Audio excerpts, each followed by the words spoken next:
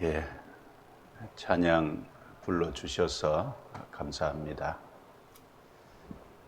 또 찬양뿐 아니라 한 주간 집회가 진행되는 동안 또 참석을 해주시고 또 전도하는데 수고하신 분들, 또 차량 봉사하신 분들, 또 함께 하지는 못했지만 같이 기도해 주신 분들, 이제 집회하는 데 수고한 모든 것에 대해서 하나님께서 선한 것으로 갚아주시리라고 믿습니다. 잠깐 같이 기도드리겠습니다.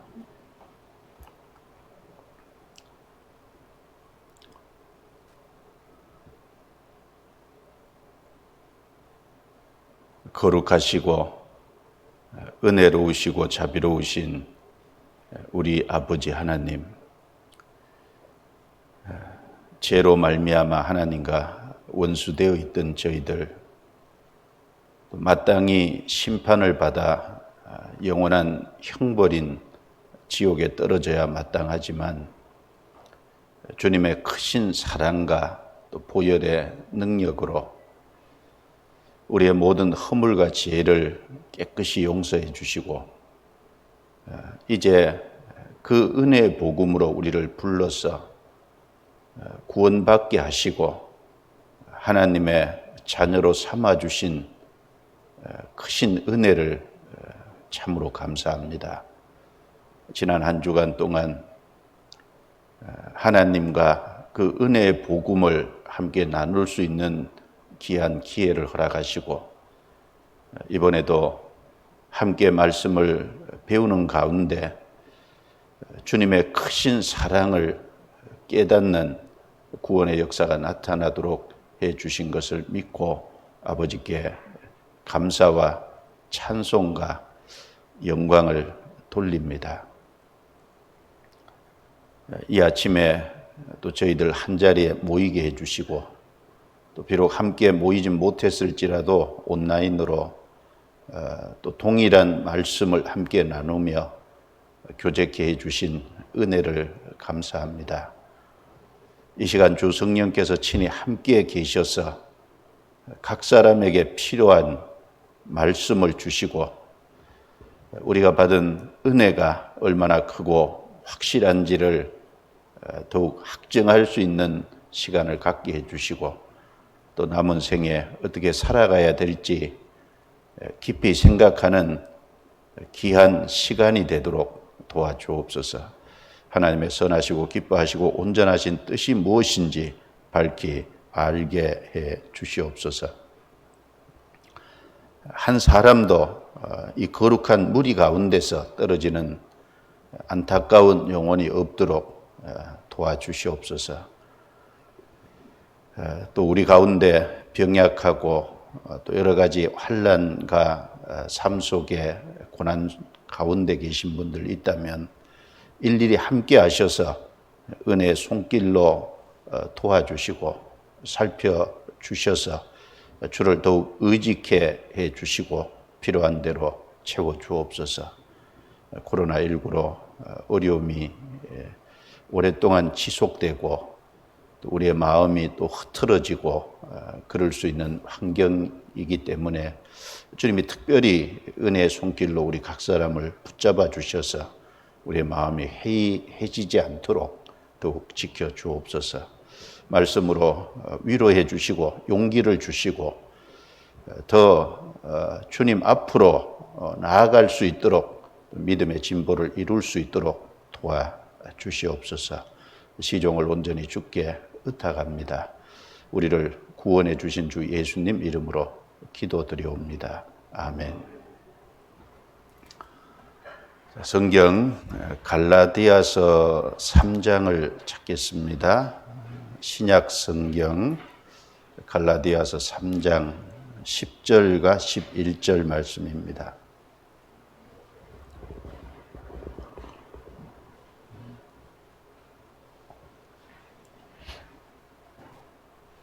갈라디아서 3장 10절 그리고 11절 말씀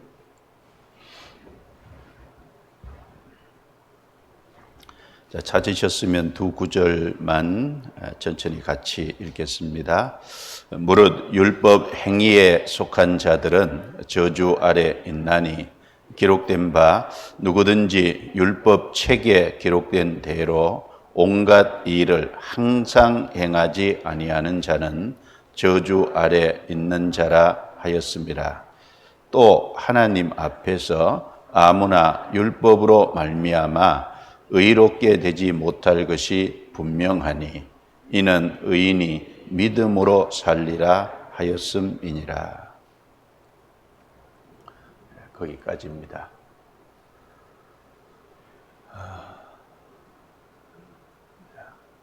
어제 저녁에 밤에 또 하나님께서 우리에게 주신 복음의 은혜를 함께 나눌 수 있는 귀한 시간을 가졌습니다. 그러나 어제 저녁에 충분히 말씀을 드리지 못했기 때문에 이 아침에 다시 좀 복음을 말씀드리고, 그렇게 함으로 인해서 구원받으신 분은 더욱 자기 믿음에 대해서 확증할 수 있는 시간이 되고, 아직 말씀을 들었지만 확신이 없는 분들은 말씀 안에서 이 시간 확신할 수 있는 시간이 되리라고 생각합니다. 그리고 구원받은 것도 중요하지만 구원받은 이후에 어떻게 살아가느냐 하는 것은 훨씬 중요한 문제입니다. 그래서 남은 생애를 어떻게 살아야 될지, 물론 짧은 시간에 다 말씀드리는 것도 어렵고 또 충분히 말씀드리는 것도 어렵지만, 어린아이가 태어나면 초유가 필요하듯이 신앙생활에 꼭 필요한, 시작하는 시점에서 꼭 필요한 말씀은 이 시간 좀 드릴까 합니다. 그래서 귀한 시간이 되기를 바랍니다. 제가 전도하는 가운데 경험 중에 이제 하나님이 살아계신 것이 확실히 마음에 믿어지고, 내가 오늘 죽으면 내 죄 때문에 이제 지옥 갈 것이 확실하다, 거기까지 이제 마음바탕이 준비된 사람들은 천국 가는 방법에 대해서 행위로 천국 가냐, 이제 믿음으로 천국 가냐, 그래서 오직 믿음으로 천국에 가는 것이 확실하다, 그것만 정리가 바르게 되면 자기 구원의 문제, 영생의 문제가 확실하게 되는 것들을 자주자주 경험할 수 있었습니다. 그래서 이 시간 천국 가는 방법이 행위가 아닌 오직 믿음으로 천국 간다는 것을 좀 강조해서 말씀을 드리려고 합니다. 왜냐하면은 아무리 믿음으로 간다고 자꾸 이제 말씀을 드려도 그걸 이제 정말 그럴까 미심쩍어 하는 그런 경우들이 많은데, 왜냐하면 이 세상 사람들과 이 세상 모든 종교의 가치관과 다른 얘기를 하고 있기 때문에 그렇습니다. 그러니까 성경이고, 그러니까 하나님이잖아요. 이 세상 많은 사람들은 착한 일을 하면, 즉 선행의 결과로 말미암아 천국에 간다, 이렇게 대부분들 보편적으로 생각을 합니다. 그래서 금요일 날 보여드린 설문조사 내용도 보면 무려 71%의 사람들이 선행으로 천국 간다, 이렇게 생각을 하고 있잖아요.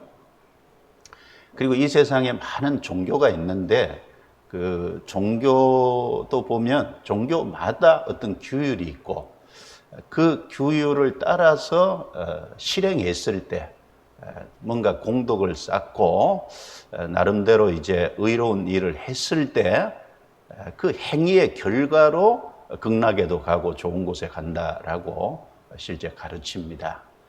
물론 그 모든 그 사람들의 생각이나 종교적인 가르침은 성경하고 정반대입니다.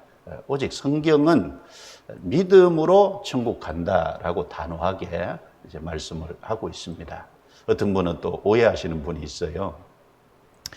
구약 시대는 행위로 가고 신약 시대는 믿음으로 가냐 이렇게 이제 오해하시는 분도 있는데 하나님이 이랬다 저랬다 하시는 분이겠습니까?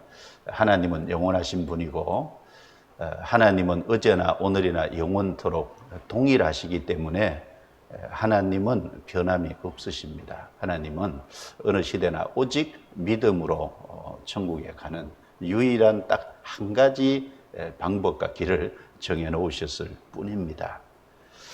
자, 금방 읽은 그 갈라디아서 3장 10절 말씀을 보시면요. 자, 무릇 율법 행위에 속한 자들은 저주 아래 있나니. 자, 이 말씀을 조금 생각을 해보면, 여러분, 율법 행위에 속했다고 하는 것이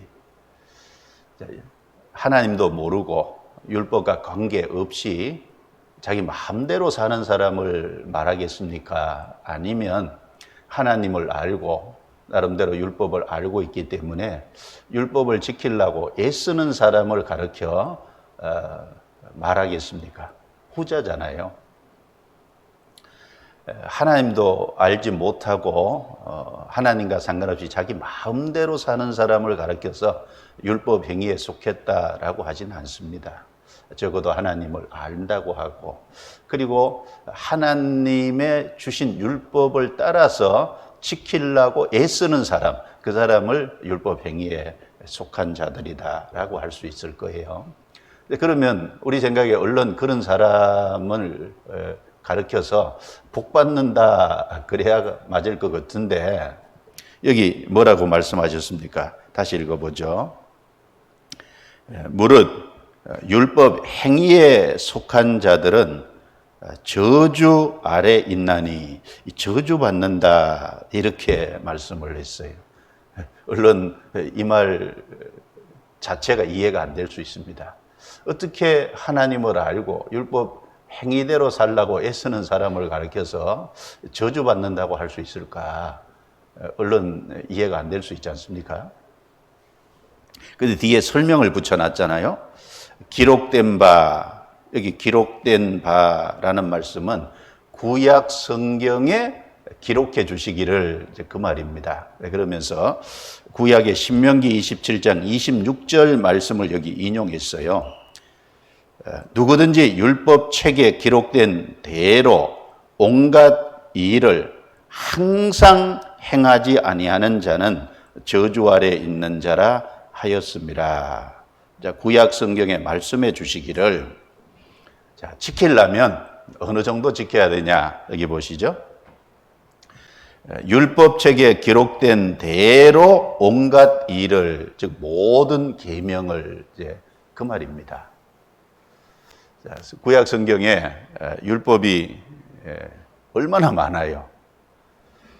호세아 성경 8장 12절에 보면 내가 내 율법을 만 가지로 기록하였나니 그랬습니다. 물론 딱 만 가지라는 의미보다는 많다는 의미의 만 가지예요. 구약 성경에 하라 하지 마라 라는 이 율법의 조항들이 너무너무 많아요. 그런데 그 많은 모든 계명을 항상, 그 말은 한 번도 범하지 말고 그 말이잖아요. 지키면 복을 받을 수 있어요. 그런데 모든 계명 중에 단 한 가지의 계명을 한 번이라도 범하면 저주받는다라고 말씀하셨습니다. 지키려면 완벽히 지켜야 되는데 완벽히 지킬 사람은 아무도 없다. 그래서 저주받는다고 말씀했다라는 겁니다. 예를 들어서 내가 40살까지는 율법대로 잘 지키고 행동해 왔어요. 근데 41살이 돼서 율법의 딱 한 가지 계명을 딱 한 번 범했어요. 그럼 어디 갑니까? 지옥 가잖아요. 그러니까 완벽히 지킬 사람이 아무도 없기 때문에 율법을 지켜서 천국에 가려고 하는 사람은 저주받는다라고 말씀했다는 내용입니다. 그 틀림없죠. 우리가 금요일 날 성경을 통해 확인한 것처럼 모든 사람은 아담 안에서 날 때부터 죄의 기질, 죄를 지을 성향을 갖고 났기 때문에 하나님의 주신 거룩한 율법을 지킬 수 있는 능력이 없어요. 하려고 해도 되지 않는 겁니다. 그래서 율법 행위를 통해서 천국에 갈 수 있는 사람은 아무도 없다라고 하는 결론을 내려놓은 겁니다. 그리고 그런 방법이 뭐냐? 방법은 11절에 믿음이라고 말씀하고 있는 겁니다. 11절. 또 하나님 앞에서 아무나 율법으로 말미암아 의롭게 되지 못할 것이 분명하니. 자, 율법으로 의롭게 되지 못할 것이 분명하다는 건 10절에 율법의 행위라고 말했기 때문에, 즉 율법을 지키는 행위로는 의롭게 되지 못할 것이 이제는 분명해졌다 그 말입니다. 그러면서 이는 또 구약 성경을 또 하나 인용을 했는데 하박국서 2장 4절에 있는 말씀입니다. 의인이 믿음으로 살리라 하였음이니라. 이미 구약 성경에서도 믿음으로 산다라고 하는 행위가 아닌 믿음이라는 또 다른 길을 하나님이 주셨다라는 것을 여기 강조해서 말씀하고 있는 겁니다. 여러분, 천국 가는 길은요, 행위가 아닙니다.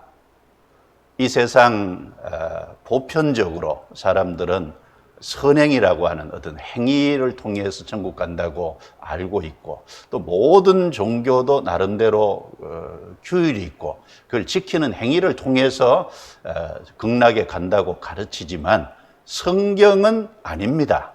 성경은 이 세상의 모든 종교와 달라요. 이 세상 모든 종교는 인간이 만들어낸 것이지만 이 성경은 위에 계신 창조주 하나님이 아래에 있는 피조물인 사람에게 내려주신 겁니다. 그러니까 다를 수밖에 없는 거죠.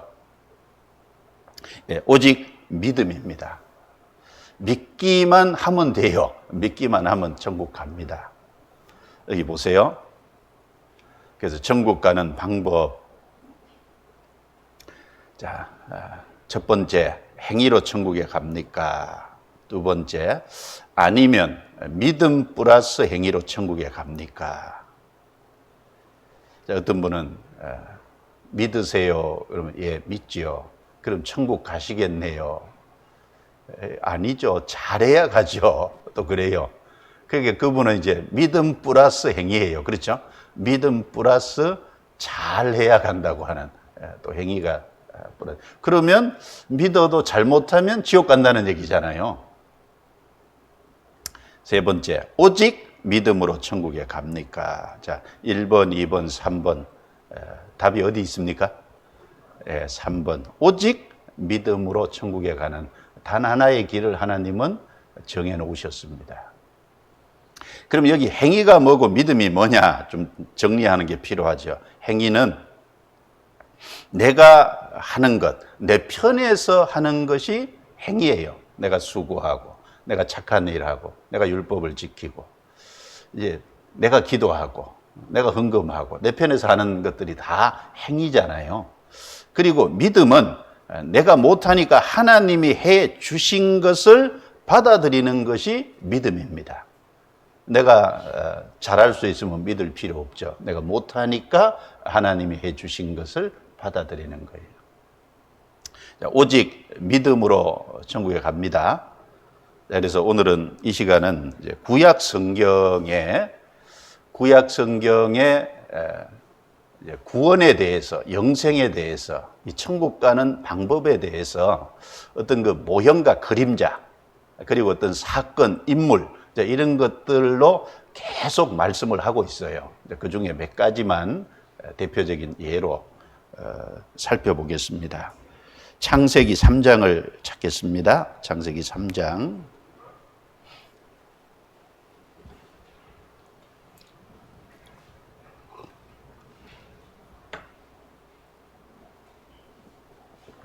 창세기 3장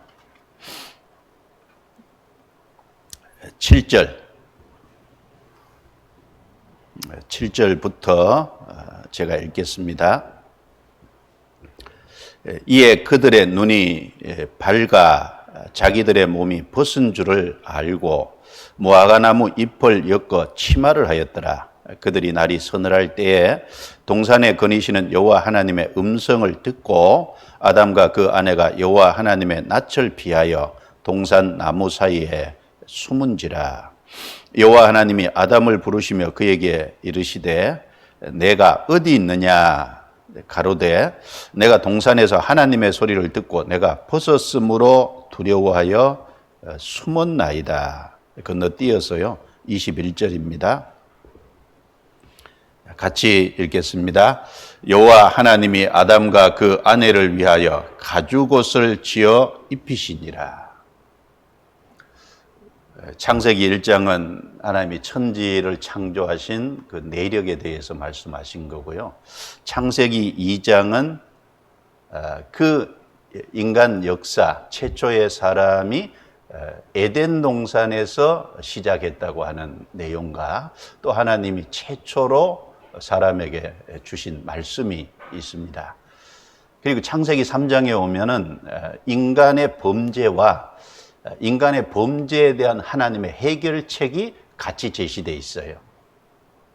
이 창세기 3장에 옷이 두 가지 나옵니다. 하나는 아담 하와 편에서 자기들이 만들어 해 입은 무화과나무 잎을 따서 만든 옷이 있어요. 그리고 또 하나님 편에서 만들어 입혀주신 옷, 즉 가죽옷에 대한 내용이 나옵니다. 창세기 3장 7절은 무화과나무 잎으로 만든 옷, 창세기 3장 21절은 하나님이 만들어 입혀주신 가죽옷. 이 두 가지의 옷에 아주 중요한 내용이 담겨 있어요. 이 두 가지 옷의 의미를 바르게 이해하면 사실은 성경 전체가 이 창세기 3장 내용에 사실은 담겨 있습니다. 이제 아주 중요한 내용이에요. 자, 아담 하와가 하나님의 말씀을 불순종하고 선악과를 따먹었어요. 그리고 자기들이 벌거벗었다는 사실을 알았어요. 여러분, 죄를 지으면 생기는 것이 딱 두 가지인데 하나는 부끄러움이 생기는 겁니다. 우리 이제 가끔 어떻게 큰 죄를 지어서 그 이제 경찰이나 어떤 검찰로 압송되기 전에 얼굴에 마스크를, 요즘 마스크 쓰고 있어서 마스크 벗고요. 카메라 이 사람들 이제 노출이 돼. 그 굉장히 꺼려 하잖아요. 그게 왜 그래요? 부끄러움이 있어요, 죄를 지으면. 양심이 있기 때문에 그렇습니다. 그리고 또 하나는 죄에 대한 심판의 두려움이 생기잖아요. 그래서 아담 하와가 하나님의 말씀에 불순종하고 그 수치감과 두려움이 생겼기 때문에요. 무화과나무 잎을 따서 치마를 해서 만들어 입은 겁니다. 근데 문제는 그것으로 인해서 수치와 부끄러움이 가려졌으면 좋은데 전혀 그러지 못했다는 거예요. 그래서 옷을 내 입고도 숨었잖아요. 하나님이 부르셨어요. 아담아 어디 있느냐. 하나님 모든 것을 다 아시죠. 아담의 반응을 보신 거예요. 아담이 대답하기를 내가 벗었으므로 두려워하여 숨었나이다. 자, 여쭤볼게요. 지금 입고 있어요? 벗었어요? 입고 있잖아요. 입었는데 벗었다고 자백한 거예요. 뭐냐면 무화과나무 잎으로 옷을 내 입었는데 그게 옷이 안 됐다는 얘기예요. 최초의 옷은요, 이제 추워서 입은 것이 아닙니다. 수치감과 두려움을 가리기 위해서 사실은 옷을 해 입은 거예요. 자, 그래서 이 아담 하와가 잘못했기 때문에 하나님이 비록 아담 하와의 죄를 책망하시고 그리고 아담 하와에게 하나님이 벌을 주셨어요.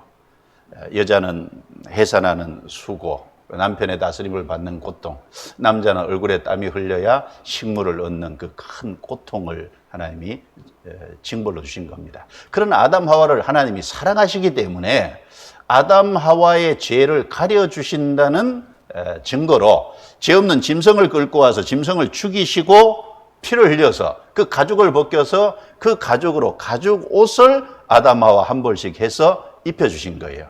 그리고 에덴 동산 밖에 쫓아내신 내용이 창세기 3장에 있습니다. 비록 지금은 죄 때문에 쫓아내지만 훗날 바로 이 죄 없는 짐승이 죽어서 옷이 된 것처럼 예수 그리스도께서 십자가에 죽으시고 모든 사람의 죄를 이렇게 대신 담당하심으로 말미암아 사람을 구원해 주실 것을 미리 보여주신 겁니다. 그래서 여기 보시죠. 정리를 하면요, 무화과나무 잎으로 만든 옷이잖아요.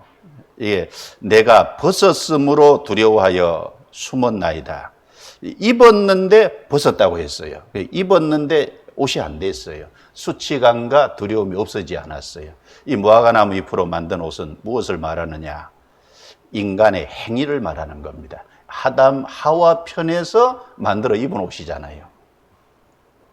그래서 인간의 행위로 죄를 가리려는 자기의 노력과 열심을 가리켜요.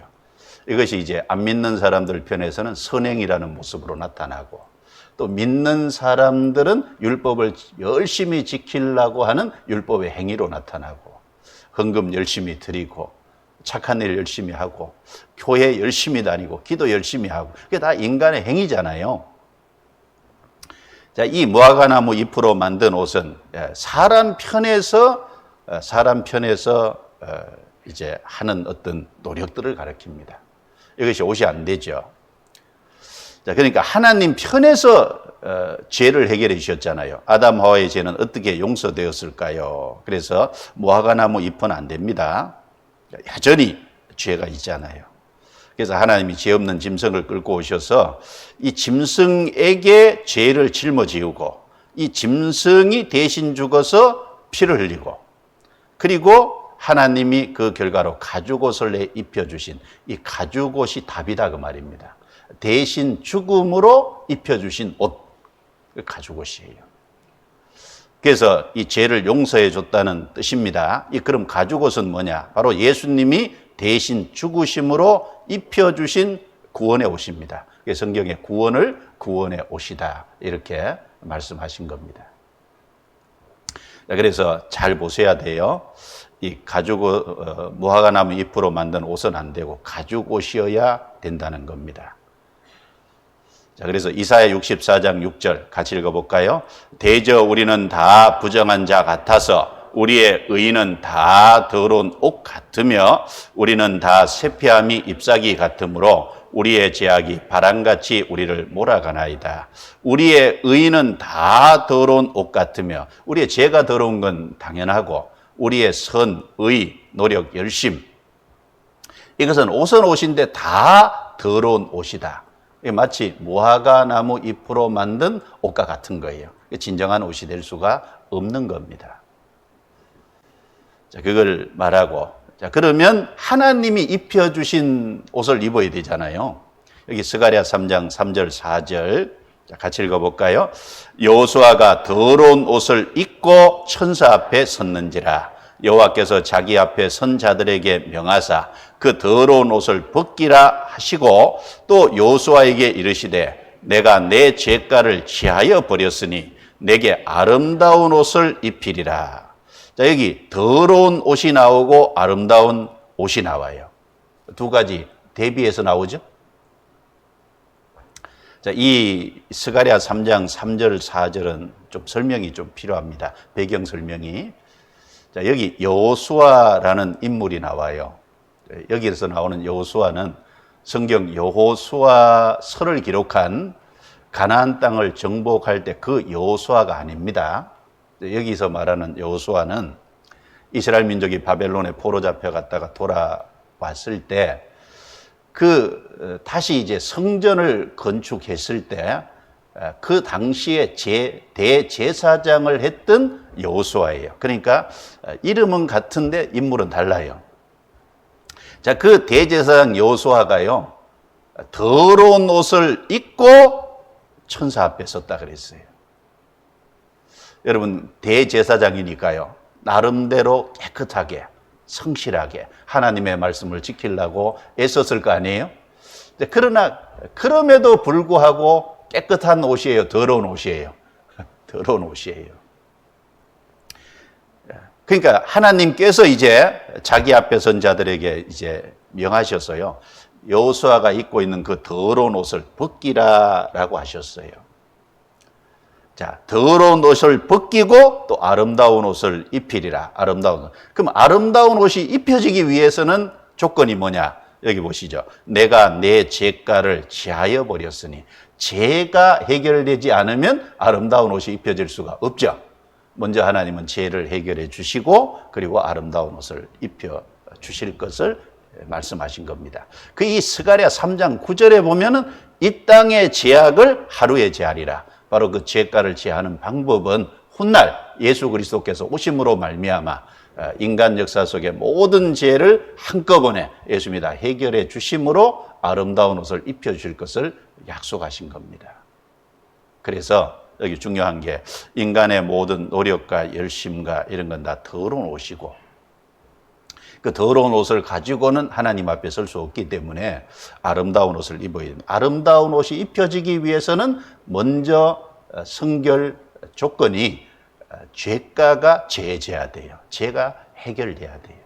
그런데 우리가 어제 배운 것처럼 성경 안에 죄가 용서되는, 해결되는 유일한 방법은 피잖아요. 바로 예수님 대신 죽고 피가 흘려졌기 때문에 이 죄가 사해진 겁니다. 자, 그래서 이사야 61장 10절, 자, 같이 읽어볼까요? 내가 여호와로 인하여 크게 기뻐하며 내 영혼이 나의 하나님으로 인하여 즐거워하리니 이는 그가 구원의 옷으로 내게 입히시며 의의 겉옷으로 내게 더하심이 신랑이 사모를 쓰며 신부가 자기 보물로 단장함 갖게 하셨습니다. 그래서 구원의 옷, 의의 겉옷으로 입혀주시고 더해주셨다. 그래서 우리를 죄를 용서해 주고 구원해 주신 것을 구원의 옷이라고 하고, 우리를 의롭다, 의의 겉옷을 더 입혀 주셨다. 여러분, 죄가 없어졌다라는 것보다 더 큰 표현이 의롭다라는 게 더 큰 표현이에요. 우리 죄는 예수님이 다 사했고, 예수님이 십자가에서 대신 짊어지고 해결했고, 예수님은 33년 동안 율법의 모든 의를 이루셨잖아요. 그 의는 우리에게 넘겨주셔요. 죄 없는 동시에 율법을 다 지킨 사람으로 여겨주시는 거잖아요. 그러니까 얼마나 놀라워요. 구원의 옷, 의의 겉옷입니다. 그래서 갈라디아서 3장 27절에 이렇게 말씀했죠. 같이 읽겠습니다. 누구든지 그리스도와 합하여 세례를 받은 자는 그리스도로 옷 입었느니라. 자, 그리스도로 옷 입었느니라. 옷 입었어요? 그리스도와 합하여 그 말은 연합하여 세례를 받은 자는 그리스도로 옷 입었느니라. 여러분, 여기 세례 그랬잖아요. 침례라고 그러는데 이제 의미가 뭐냐면 이게 물이잖아요. 이제 물 속에 들어갔다가 이제 나옵니다. 그러면 물 속에 들어가는 것은 죽음과 장사예요.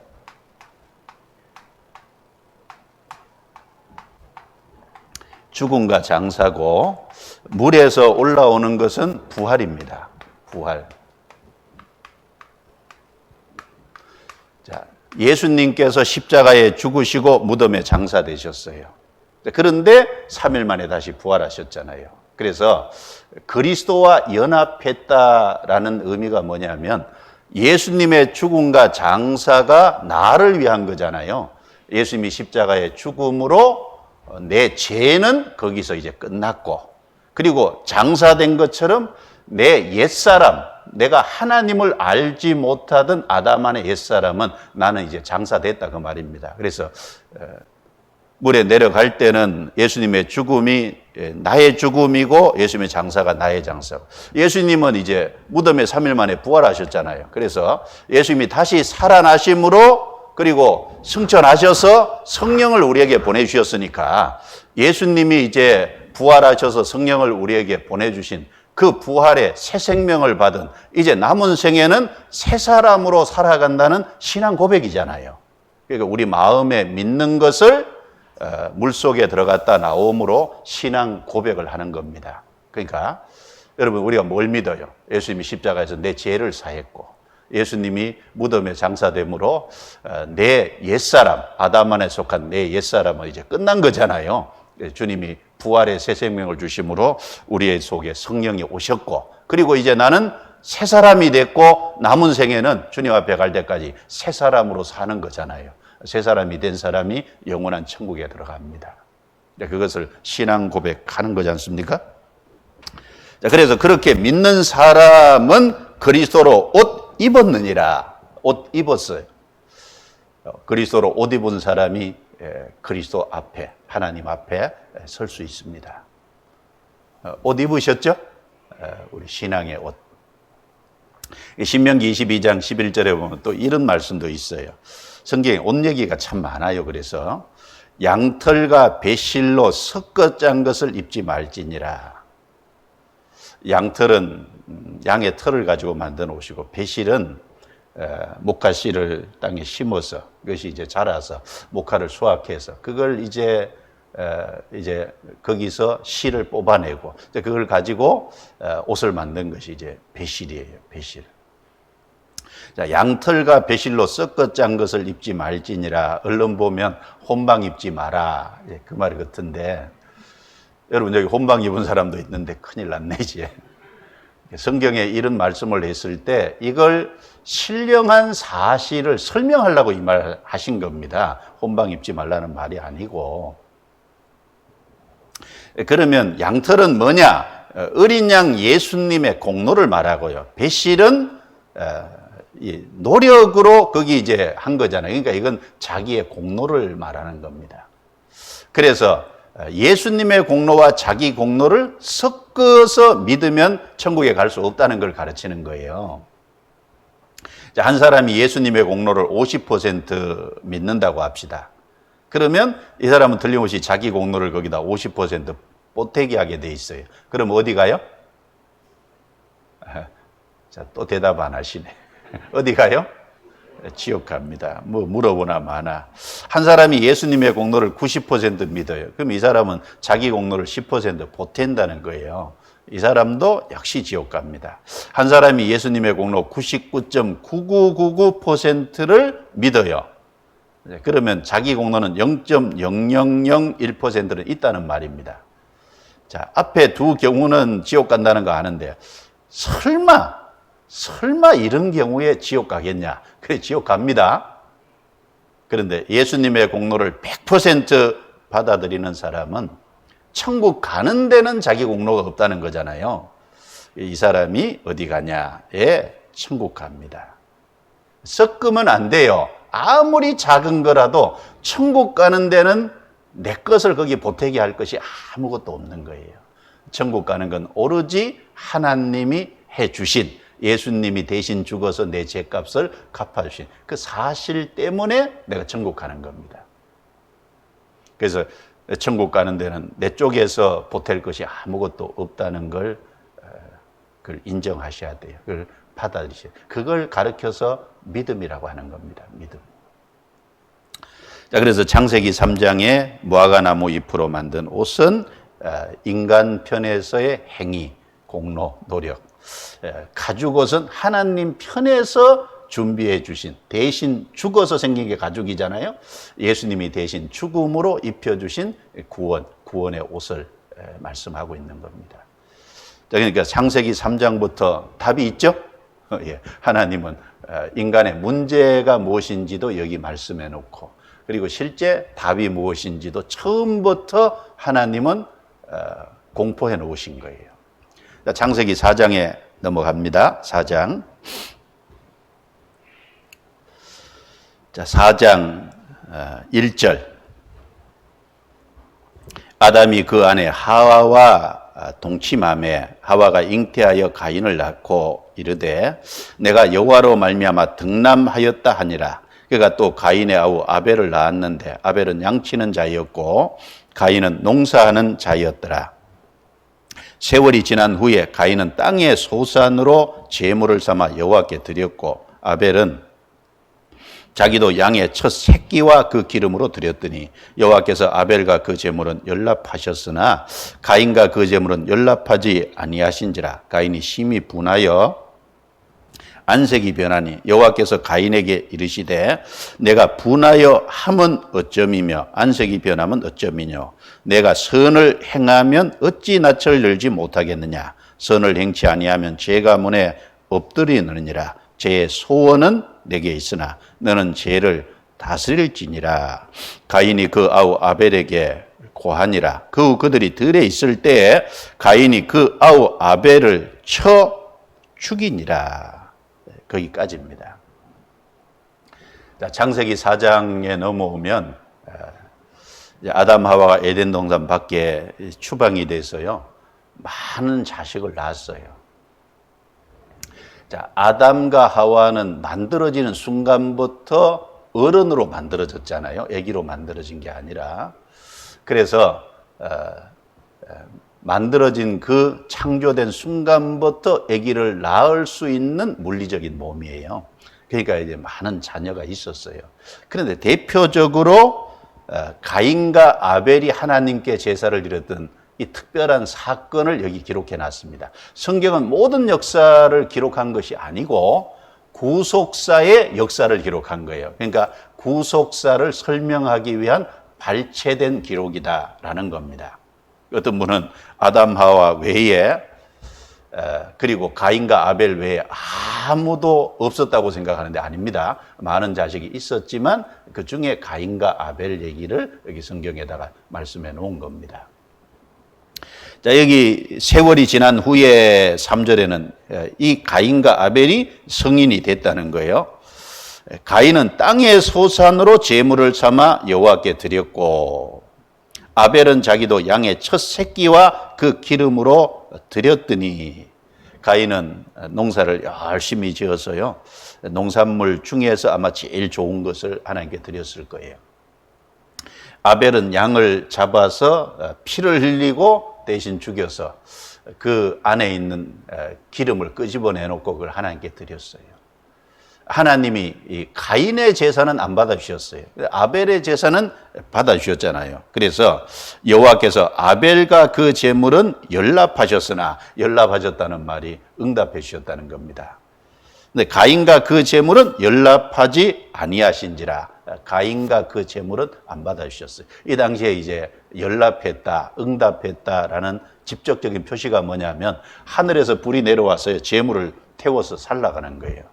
직접적으로 응답을 해주셨어요. 가인은 얼마나 기뻤겠습니까?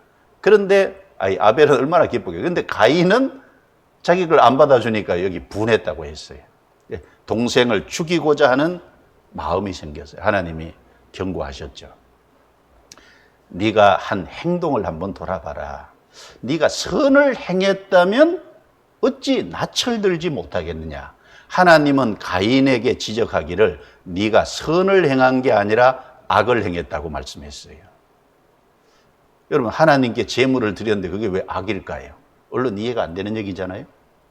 아벨은 하나님이 받으셨다는 건 아벨은 선을 행했다는 얘기고 가인에게 선을 행하지 않았다고 책망한 건 악을 행했다는 거예요. 그러니까 하나님이 안 받으신 거예요. 그리고 동생을 죽이고자 하는 마음이 있지만은 너는 그 죄를 다스릴지니라. 그 통제해야 될 것을 말씀하셨는데 근데 가인은 그만 통제 못하고요. 들에 있을 때 동생 아벨을 쳐 죽였어요. 최초의 살인자가 됐습니다. 근데 요한 1서 3장에 보면 이 사건을 가리켜서 어찌 가인이 그 아우 아벨을 죽였느냐. 가인은 악한 자에게 속하여 그 아우 아벨을 죽였느니라. 악한 자가 누굴까요? 마귀입니다. 마귀가 가인을 충동질한 거예요. 그래서 가인이 동생 아벨을 쳐 죽였지만 그 배후에 역사한 자가 누구냐? 사단 마귀입니다. 이것을 요한일서 3장에 말씀하고 있어요. 여기서 하나님이 왜 똑같이 하나님께 제사를 드린 것처럼 보이는데 가인은 안 받아주시고 아벨은 받아주셨냐는 겁니다. 왜 아벨이 행한 것은 선이라고 하셨는데 가인이 행한 것은 악이라고 하셨냐라는 겁니다.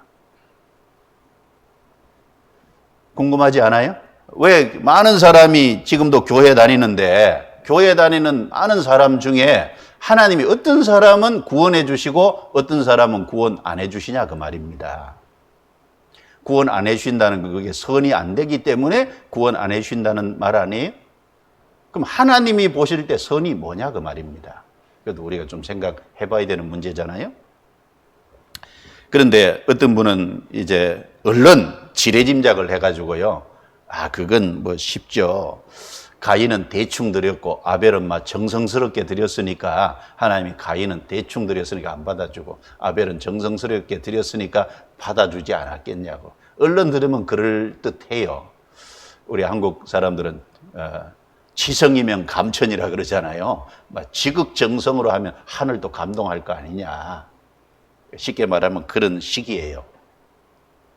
그런데 이 조금만 생각을 해도요, 가인이 대충 드렸다는 말이 안 맞는 얘기입니다. 왜냐하면은 모처럼 제사를 드렸는데 대충 드렸다고 할 수가 없고, 그리고 이 가인이 대충 드렸다면 하나님이 안 받아주신 것 때문에요. 받아주든 안 받아주든 상관없이 대충 드렸다면 안 받아주신 것 때문에 분할 이유가 없잖아요. 그리고 이 농산물을 드렸다는 의미를 보면 창세기 3장에 하나님 앞에 인간이 범죄함으로 사람이 땅에 농산물을 수확하려면 얼굴에 땀이 흘러야 식물을 얻고 그랬는데 이 가인이 바친 그 농산물, 이 재물 속에요. 거기에는 가인의 땀과 정성과 노력과 수고가 이미 담겨 있다니까요. 그리고 드릴 적에 제일 핫발이 드렸겠어요? 최상품 드렸겠어요? 핫발이 아세요? 핫발이가요, 제품 중에요, 제일 못난 거, 막 썩고, 막 뒤틀리고, 사과도 드리면요, 제일 좋은 걸 드렸을 거예요. 배도 드리면 제일 좋은 걸 드리고, 무엇이든지 막 제일 좋은 최상품을 드렸을 거예요. 거기에 비하면 아벨 양을 잡아서 피를 흘려놨어요. 거기에는 짐승이 죽었잖아요. 징그럽고. 거기에 보면은 참 비참한 모습이고, 거기에 보면요, 피비린내가 나고, 거기에 무슨 아름다움이라는 게 있겠어요. 이 두 가지를 옆에 딱 보면요, 얼른 가인의 제물이 훨씬 좋아 보일 거예요. 그런데 하나님이 가인은 안 받아주고 아벨을 받아주신 거예요. 왜 그러냐 그 말입니다. 그런데 창세기 4장을 아무리 읽어봐도 답이 없어요. 우리 그 학교 다닐 때 참고 서적 같은 데 보면은 앞에 문제가 있고요, 답은 저 끝에가 있잖아요. 답부터 얘기하지 않고 문제 풀고 그 다음에 나중에 답을 확인하라고. 이 창세기 4장의 답이요, 궁금한 답이 신약 성경에 가면은 답을 해놨어요. 히브리서 11장 4절을 찾겠습니다. 히브리서 11장 4절.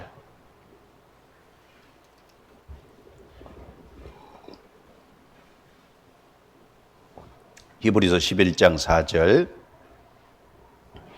같이 읽겠습니다.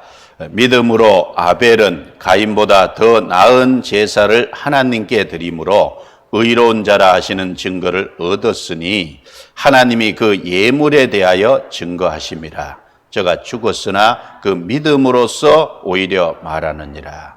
여기 보시죠. 믿음으로 아벨은, 즉 아벨은 믿음이 있었다라는 말이에요. 가인보다 더 나은 제사를 하나님께 드렸다. 여기 더 나은 제사라고 할 때 요 더 낫다는 게 조금 더 낫다 그런 표현이 아니에요. 여러분, 천국은 지옥보다 낫다. 엄청난 차이잖아요. 자, 아벨은 믿음으로 드렸기 때문에 천국에 갔고 가인은 지옥에 갔잖아요. 그렇죠? 그러니까 이게 더 나았다는 표현이요, 천국과 지옥의 차이입니다. 간단한 차이를 말한 게 아니에요. 여기 답이요, 믿음이라는 것이 답입니다. 그래서 아벨은 믿음이 있었고 가인은 믿음이 없었다는 거예요. 그래서 아벨은 믿음으로 드렸기 때문에 의로운 자라, 구원받았다는 거죠. 하나님이 구원해 주셨고 하나님이 그 예물에 대하여 증거하심이라. 저가 죽었으나 그 믿음으로써 오히려 말하느니라. 이 짧은 한 구절에 믿음을 2번 강조했죠. 그 믿음으로써 오히려 말하느니라. 여기 현재형이죠. 아벨은 죽었지만 아벨은 그 믿음으로 지금도 역사 속에 많은 사람에게 말해주고 있다는 겁니다. 그 내용이 성경에 기록이 되고, 기록이 됨으로 말미암아 아벨을 하나님이 받아주신, 아벨은 믿음으로 드렸기 때문에 의롭다, 구원받았다는, 그걸 지금도 계속 믿음으로만 하나님께 나아가는 길이다, 그걸 증거하고 있다는 거예요. 지금도 증거하고 있잖아요, 우리 앞에서. 지금도 말하고 있습니다. 그러면 믿음은 어디서 생기냐? 로마서 10장 17절에 같이 읽습니다. 그러므로 믿음은 들음에서 나며 들음은 그리스도의 말씀으로 말미암았느니라. 자, 믿음은 들음에서 생기는 거예요. 그럼 아벨도 믿음으로 제사를 드렸다는 건 아벨도 누군가에서는 들었다는 얘기잖아요. 아벨은 자기 믿음에 대해서 누구에게 들었을까요? 부모에게 들었을 거예요. 에덴 동산에서 있었던 일을 아담과 하와는 자식들에게 자세히 설명해 줬을 거예요. 그리고 한 번만 한 게 아니라 여러 번 해줬을 거예요. 그 듣는 속에서 아벨은 믿음을 갖게 됐고, 그리고 가인은 그냥 그런 일이 있었구나 하고 대충 지나간 거예요. 자, 우리가 생각해 보죠. 가인과 아벨 두 사람은 다 아담 후손이니까 우리와 같은 죄인입니다. 자, 에덴 동산에서 있었던 무화과나무 옷을 해 입은, 이건 죄로 말미암아 자기들의 수치와 두려움을 가리기 위해서 한 거잖아요.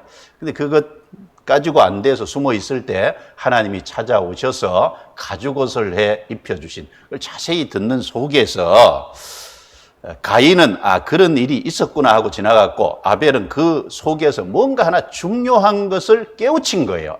그게 정답이구나. 하나님께 나아가려면 그렇게 해야 되는구나. 를 깨달았어요. 그래서 아벨은 자기가 깨달은 그 사실, 믿는 그 사실을 가지고 하나님께 제사를 드렸다는 겁니다.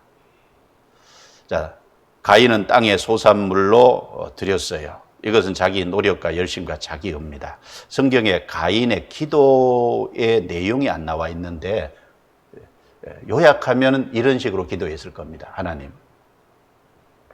제가 하나님하고 교통하기 위해서, 하나님 앞에 나아가기 위해서 제가 열심히 땀 흘리고 수고하고 노력해서요, 이 농산물을 준비했습니다. 하나님, 이 농산물에는 제 노력이 있고 열심이 있고 이 농산물에는 제 수고와 희생과 땀이 있습니다. 하나님, 제 노력을 보시고 열심을 보시고 내 의의를 보시고 하나님 날 받아주십시오, 이렇게 기도하지 않았겠어요? 오로지 그 기도 속에는 자기의 노력이잖아요. 열심이잖아요. 부자 청년이 얘기했죠. 내가 이것을 어려서부터 다 지켰나이다. 그게 자기 거예요. 그렇죠?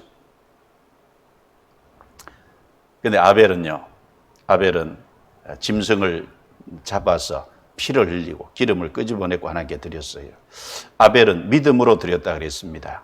아벨은 하나님이 정하신 방법, 하나님의 의를 의지하고 나갔어요.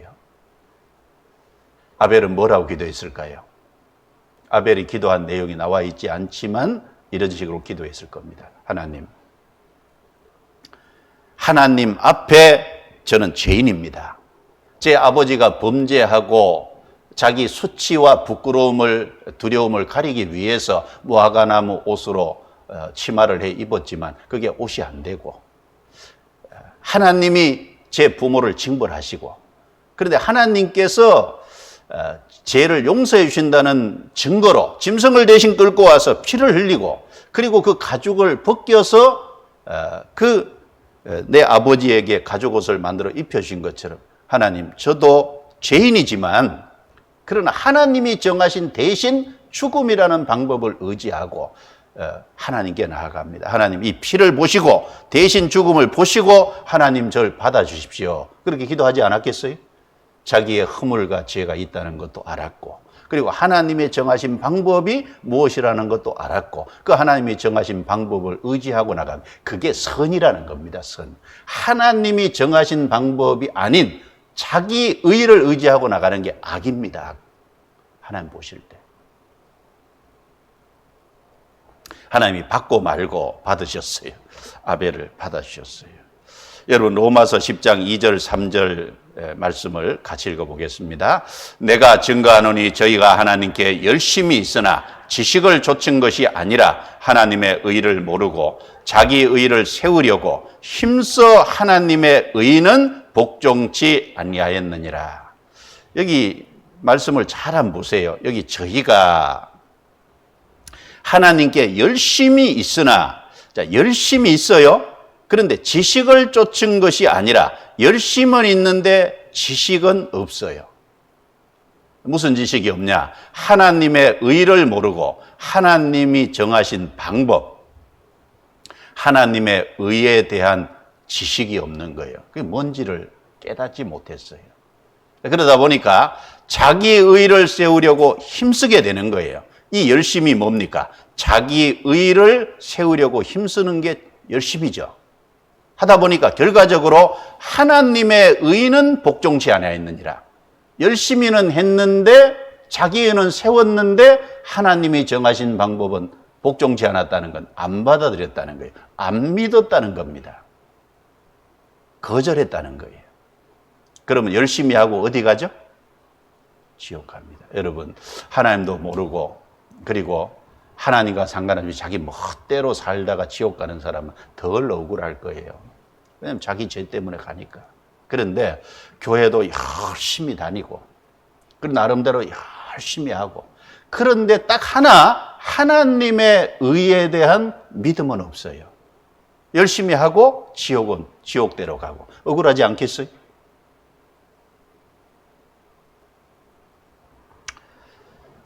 여러분, 무조건 열심히 하는 것을 하나님이 바라시는 게 아니에요. 하나님이 정하신 방법이 뭔지를 알고 먼저 그것을 믿어야 돼요.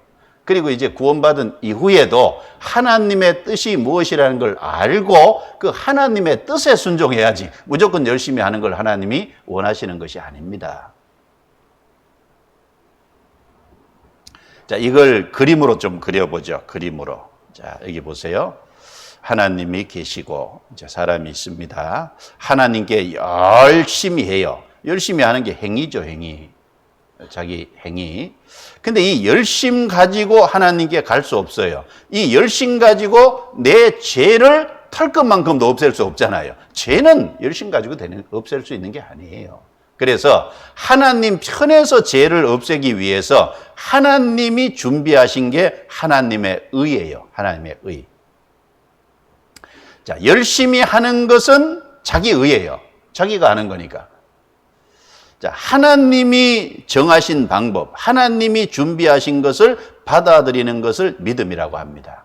그래서 이 그려놓고 보면요, 자기 의와 하나님의 의는 반대잖아요. 행위와 믿음은 반대잖아요. 그러니까 우리가 이제 가끔 표현할 때 저 사람은 열심히 믿는다 그래요. 그 말이 국어 문법에 맞아요, 틀려요? 열심은 행위고 믿는 것은 내가 못하니까 믿는 건데, 열심히 믿는다, 안 맞죠? 양쪽이 합친 거잖아요. 섞은 거잖아요. 그 행위와 믿음을 나눠야 되는데 그걸 구분을 못하는 거예요. 자, 하나님의 의를 믿는 믿음으로 하나님 앞에 갑니다.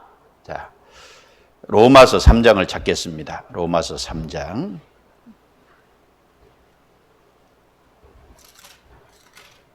자, 하나님의 의가 무엇이냐 그러면 여기 보시죠. 로마서 3장 21절.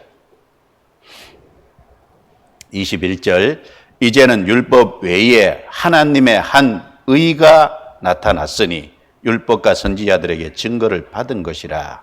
율법과 선지자는 구약 성경 전체를 말하고 바로 하나님의 한 의, 하나님의 정하신 방법은 구약 성경의 증거를 받았다 그 말입니다. 곧 예수 그리스도를 믿음으로 말미암아 모든 믿는 자에게 미치는 하나님의 의니 차별이 없느니라. 모든 사람이 죄를 범하였음에 하나님의 영광에 이르지 못하더니. 같이 읽습니다. 그리스도 예수 안에 있는 구속으로 말미암아 하나님의 은혜로 값 없이 의롭다 하심을 얻은 자 되었느니라. 따라해 주시겠습니까? 예수 그리스도를 믿음으로 말미암아 모든 믿는 자에게 미치는 하나님의 의인이 차별이 없느니라. 여기 모든 믿는 자에게 미치는 하나님의 의고 차별이 없다. 유대인이든 이방인이든 여자든 남자든 그리고 나이가 들었든 젊든 배웠든 못 배웠든 가졌든 못 가졌든 상관없이 예수 그리스도를 믿음으로 말미암는 하나님의 의예요. 예수 그리스도를 믿는 것이 하나님의 정하신 방법이다 그 말입니다. 아시겠죠? 예수 그리스도가 우리의 구세주라는 사실을 믿는 거예요. 예수님이 십자가의 죽음으로 내 과거, 현재, 미래 피를 흘리시고 내 모든 죄를 해결해 놓으신 하신 일을 믿는 믿음입니다. 그래서 값없이 의롭다 하심을 얻은 자 되었느니라. 바로 하나님의 은혜죠. 그러니까 하나님이 해주신 것. 그래서 믿음입니다. 27절 같이 읽겠습니다. 그런즉 자랑할 때가 어디뇨 있을 수가 없느니라. 무슨 법으로냐 행위로냐 아니라 오직 믿음의 법으로니라. 따라해 주시겠습니까? 오직 믿음의 법으로니라. 예, 믿음이라는 단 하나의 법이에요. 믿음의 법입니다. 믿음. 그러면 뭘 믿냐? 믿는 내용이 바로 예수 그리스도를 믿는 겁니다. 예수 그리스도의 하신 일을 믿는. 오직 단 하나 그 믿음 때문에 천국에 가는 거예요. 믿음 때문에 바로 아벨은 그 믿음이 있었기 때문에 하나님이 받아주셨고 가인은 믿음이 없었기 때문에 하나님이 안 받아주신 겁니다. 여러분, 믿음이 아니라 자기 행위를 의지하고 나가는 사람은 그게 하나님 보실 때 악인 거예요. 하나님이 우리에게 원하시는 건 믿음을 원하시는 겁니다. 믿음. 자, 요한복음 6장을 찾겠습니다. 요한복음 6장.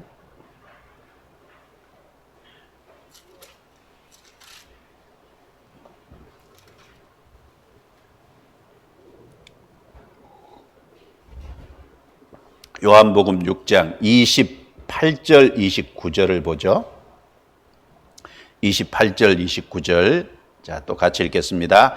저희가 묻되 우리가 어떻게 하여야 하나님의 일을 하오리까?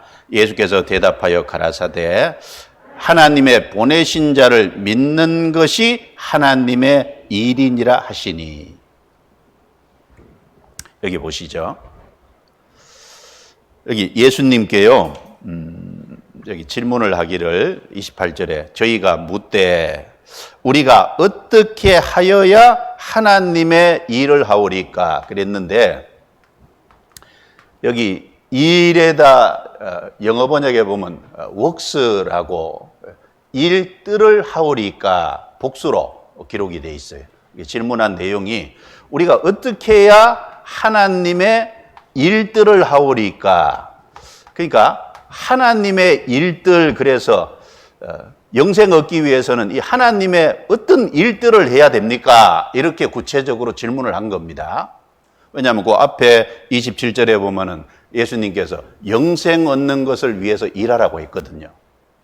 그러니까 이제 영생 얻는 길에 하나님의 어떤 일들을 해야만 우리가 영생 얻습니까? 이렇게 이제 물은 겁니다. 그러니까 29절에 예수께서 대답하여 가라사대 같이 읽죠. 하나님의 보내신 자를 믿는 것이 하나님의 일이니라. 예수님이 답을 하시기는 믿는 것이 하나님의 일이니라. 그러니까 이제 앞에 믿는 것이 그랬는데 믿음이죠. 그리고 이제 영어 번역에 보면 워크라고 기록이 되어 있어요. 단수거든요. 그러니까 이제 물을 때는 일들이라고 보던데 예수님은 단수, 딱 하나의 일이 뭐냐? 믿는 거다. 그걸 말한 겁니다. 아시겠죠? 믿는 것이 하나님의 일이니라. 그러니까 하나님이 사람에게 바라시는 최고로 중요한 일이 뭐냐? 믿는 건 거예요. 믿는 거. 하나님은 딱 믿음 하나 보기 원하시잖아요. 믿음 하나.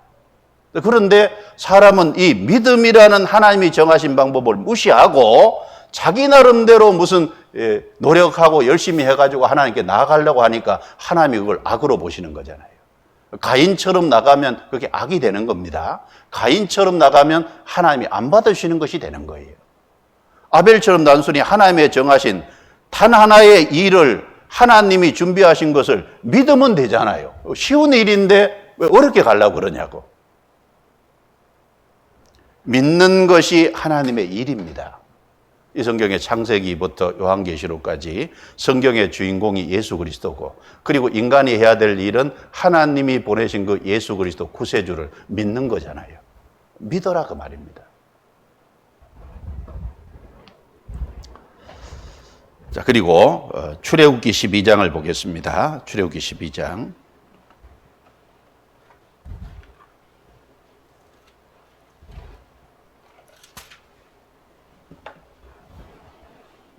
출애굽기 12장 5절을 보시죠. 5절. 자, 구약 성경 세 번째 예를 제가 찾았습니다. 출애굽기 12장 5절. 너희 어린 양은 흠 없고 1년 된 수컷으로 하되 양이나 염소 중에서 취하고 이달 14일까지 간직하였다가 해질 때 이스라엘 회중이 그 양을 잡고 그 피로 양을 먹을 진문 좌우 설주와 임방에 바르고, 12절 13절은 같이 읽습니다. 내가 그 밤에 애굽 땅에 두루 다니며 사람과 짐승을 물어나고 애굽 나라 가운데 처음 난 것을 다 치고 애굽의 모든 신에게 벌을 내리리라. 나는 여호와로라. 내가 애굽 땅을 칠 때 그 피가 너희의 거하는 집에 있어서 너희를 위하여 표적이 될지라. 내가 피를 볼 때 너희를 넘어가리니 재앙이 너희에게 내려 멸하지 아니하리라. 자, 하나님이 모세를 애굽 땅에 보내서 이스라엘 민족이 이제 400년 종살이하는 그곳에서 건져내시는데 10가지 재앙을 내렸어요. 그 10번째 재앙이 애굽의 모든 장자를 죽이는 재앙이었습니다. 그런데 이스라엘 장자는 피할 수 있는 길을 하나님이 준비하셨는데 흠 없는 어린 양을 준비했다가 잡으라는 거예요.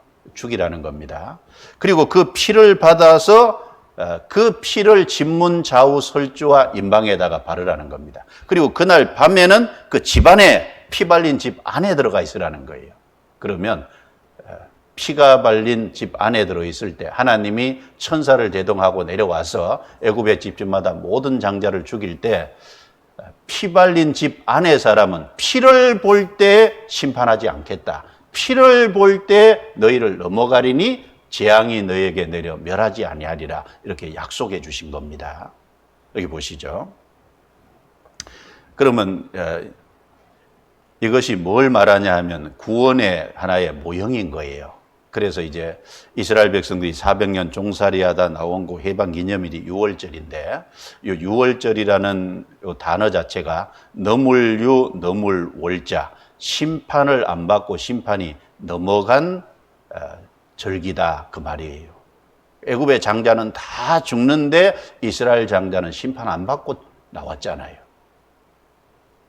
그래서 10번째 재앙이 장자 죽이는 재앙이고 피할 길은 양을 대신 죽이는 거고 피를 바른 곳은 좌우설주와 임방이고 의미는 심판이 넘어간 피 때문에 심판 안 받은 그걸 말하는 겁니다.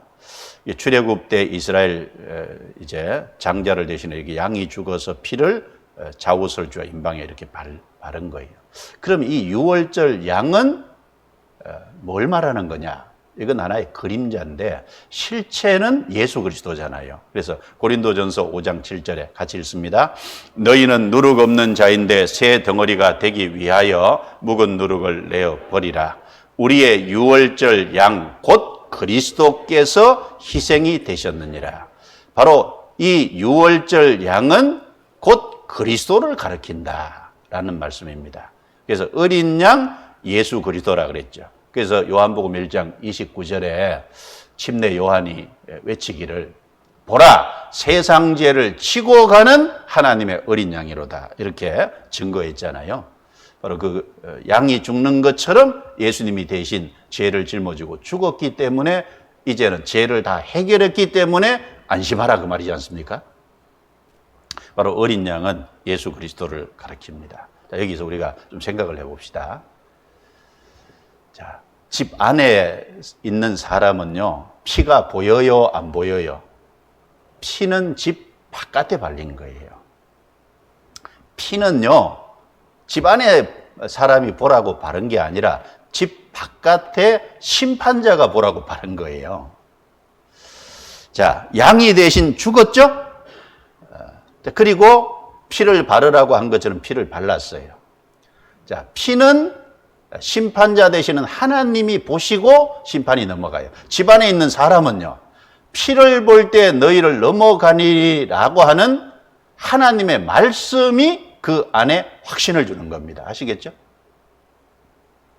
예수님은 2000년 전에 죽으셨잖아요. 그 피는 하나님 앞에 가 있고, 그리고 우리 죄는 예수님 피로 다 사해졌잖아요. 그 피가 우리 죄를 다 사했기 때문에 그것을 우리가 받아들일 때 심판을 안 받는다는 그 하나님의 약속의 말씀이 우리에게 확신을 주고 평안을 주고 위로와 힘을 주지 않습니까? 우리는 말씀을 믿는 겁니다. 말씀.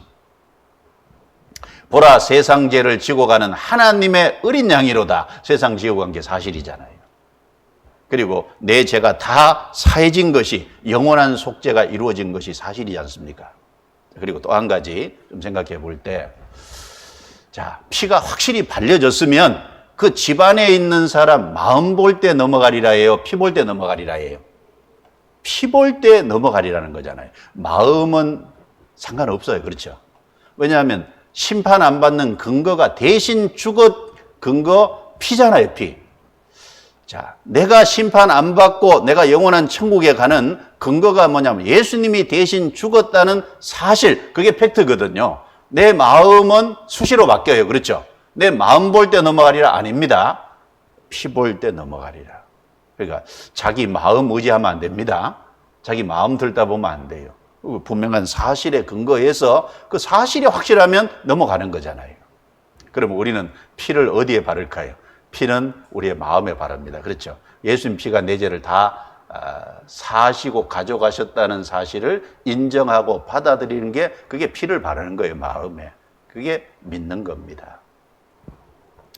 자, 그래서 이 구약 성경 곳곳에 뭐 이거 외에도 계속 말씀들이 있는데, 그 구약 성경에서도 한결같이 믿음을 강조하고 있다는 거예요. 그리고 대신 죽음을 강조하고 있고, 그리고 피를 강조하고 있다. 그 신약 성경 내용하고 똑같잖아요. 그래서 성경 전체는 행위로 천국 가는 것을 말하는 게 아니고 오직 믿음으로 간다라는 것을 보여주고 있습니다. 믿는 건 쉽잖아요. 믿는 것은 내 편을 보는 게 아니라 하나님께서 나를 사랑하신 것은 틀림없고, 사랑하셨기 때문에 독생자를 보내주셨고, 독생자가 대신 죽은 것이 틀림없고, 그리고 죽으실 때 우리의 모든 죄값을 치르신 게 틀림없고, 자, 하나님 편에서 하신 것은 틀림없는 사실입니다. 그게 믿음이죠? 자기를 보는 게 아닙니다. 그 사실을 인정하는 것, 그 사실을 믿는 것이 믿음입니다.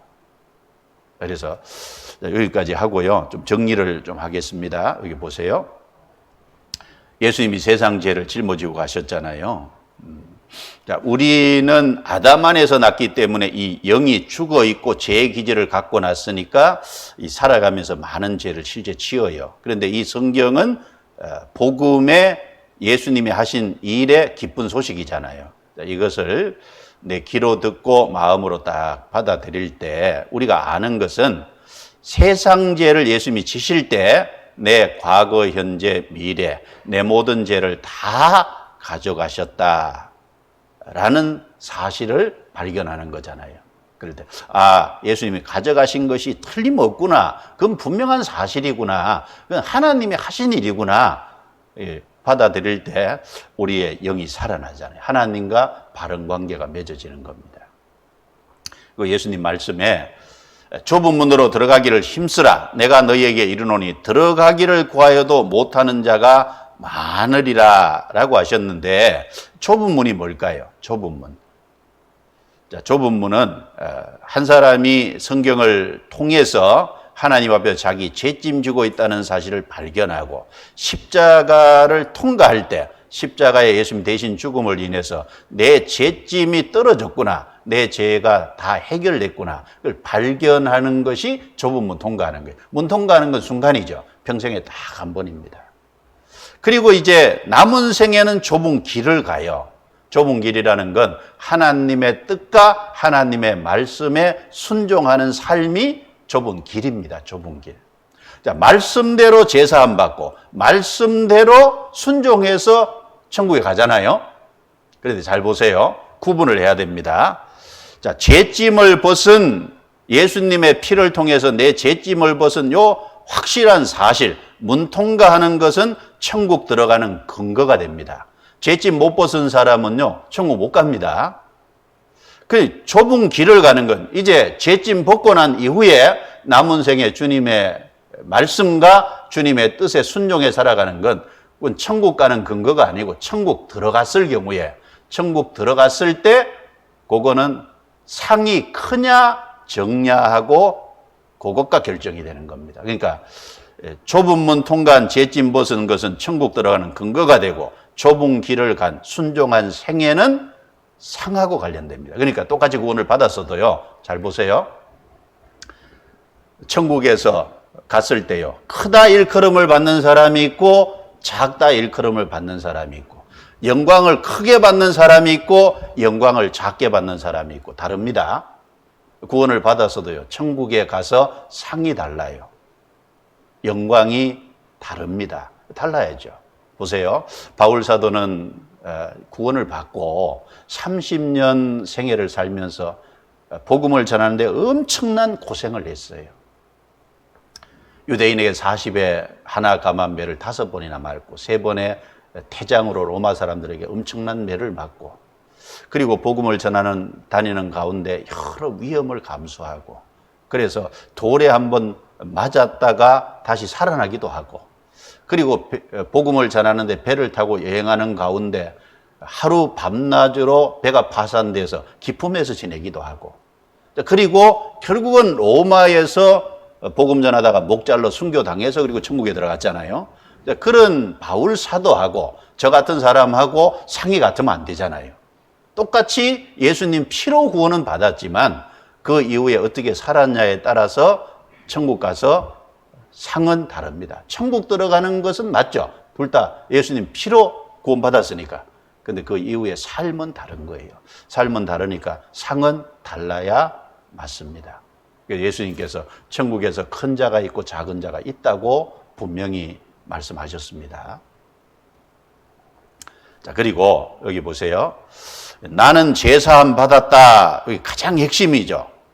예수님도 죄를 가지고 죄 가운데서 죽으면 나에 가는 천국에는 못 온다고 요한복음 8장 21절에 분명히 말했어요. 그러니까 죄사함 받았다. 예수님 피로 죄사함 확실히 받았어요. 그럼 천국에 가죠. 그리고 나는 구원받았다. 그리고 나는 영생 얻었다. 나는 거듭났다. 그러니까 어머니 뱃속에 태어난 것처럼 이제 하나님의 말씀으로 한번 태어난 거예요. 거듭난 겁니다. 두 번째 난 거예요. 자, 그리고 나도 천국에 갈 수 있게 됐다. 이게 다 같은 한 세트다 그 말입니다. 한 세트. 명절 앞이니까요, 선물 세트 받잖아요. 선물 세트 안에는 여러 가지가 있죠. 내가 죄사함 받았다는 분명한 사실 안에 이 모든 것이 한꺼번에 다 포함이 돼서 하나님이 날 주신 겁니다. 그러니까 그 한 단어를 가지고 다 설명할 수 없어서 여러 단어를 사용한 거지 실제로는 다 포괄적으로 다 연결되어 있는 말씀이고 우리가 구원받을 때 다 같이 다 받은 것이다라는 겁니다. 자, 그래서 이 구원받는 거, 영생 얻는 거, 죄사함 받는 자기 평생에 딱 한 번인데 이 문제는 반드시 해결하셔야 됩니다. 자, 이제 구원받은 이후의 삶에 대해서 조금만 좀 제가 정리해서 말씀을 드려볼게요. 마가복음 4장을 보겠습니다. 마가복음 4장.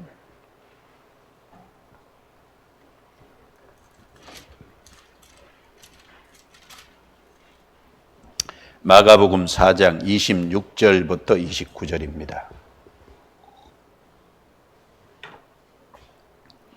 26절부터 29절 제가 읽습니다. 또 가라사대 하나님의 나라는 사람이 씨를 땅에 뿌린과 같으니 저가 밤낮 자고 깨고 하는 중에 씨가 나서 자라되 그 어떻게 된 것을 알지 못하느니라. 땅이 스스로 열매를 맺되 처음에는 싹이요 다음에는 이삭이요 그 다음에는 이삭의 충실한 곡식이라. 열매가 익으면 곧 낫을 대나니 이는 추수 때가 이르렀음이니라. 구원을 이제 받으면 세 가지 구원이 있다는, 구원이 성경에 똑같은 단어가 사용됐지만 세 가지 종류의 구원이 있다는 사실을 반드시 좀 알 필요가 있습니다. 그래야 자기 구원의 문제도 확실해지고 또 성경을 읽을 때 헷갈리지 않고 구분이 돼서 자기 신앙생활이 바른 질서가 세워집니다. 예수님은 어떤 분명한 사실을 얘기할 때 사물을 들어서 쉽게 설명을 하셨어요.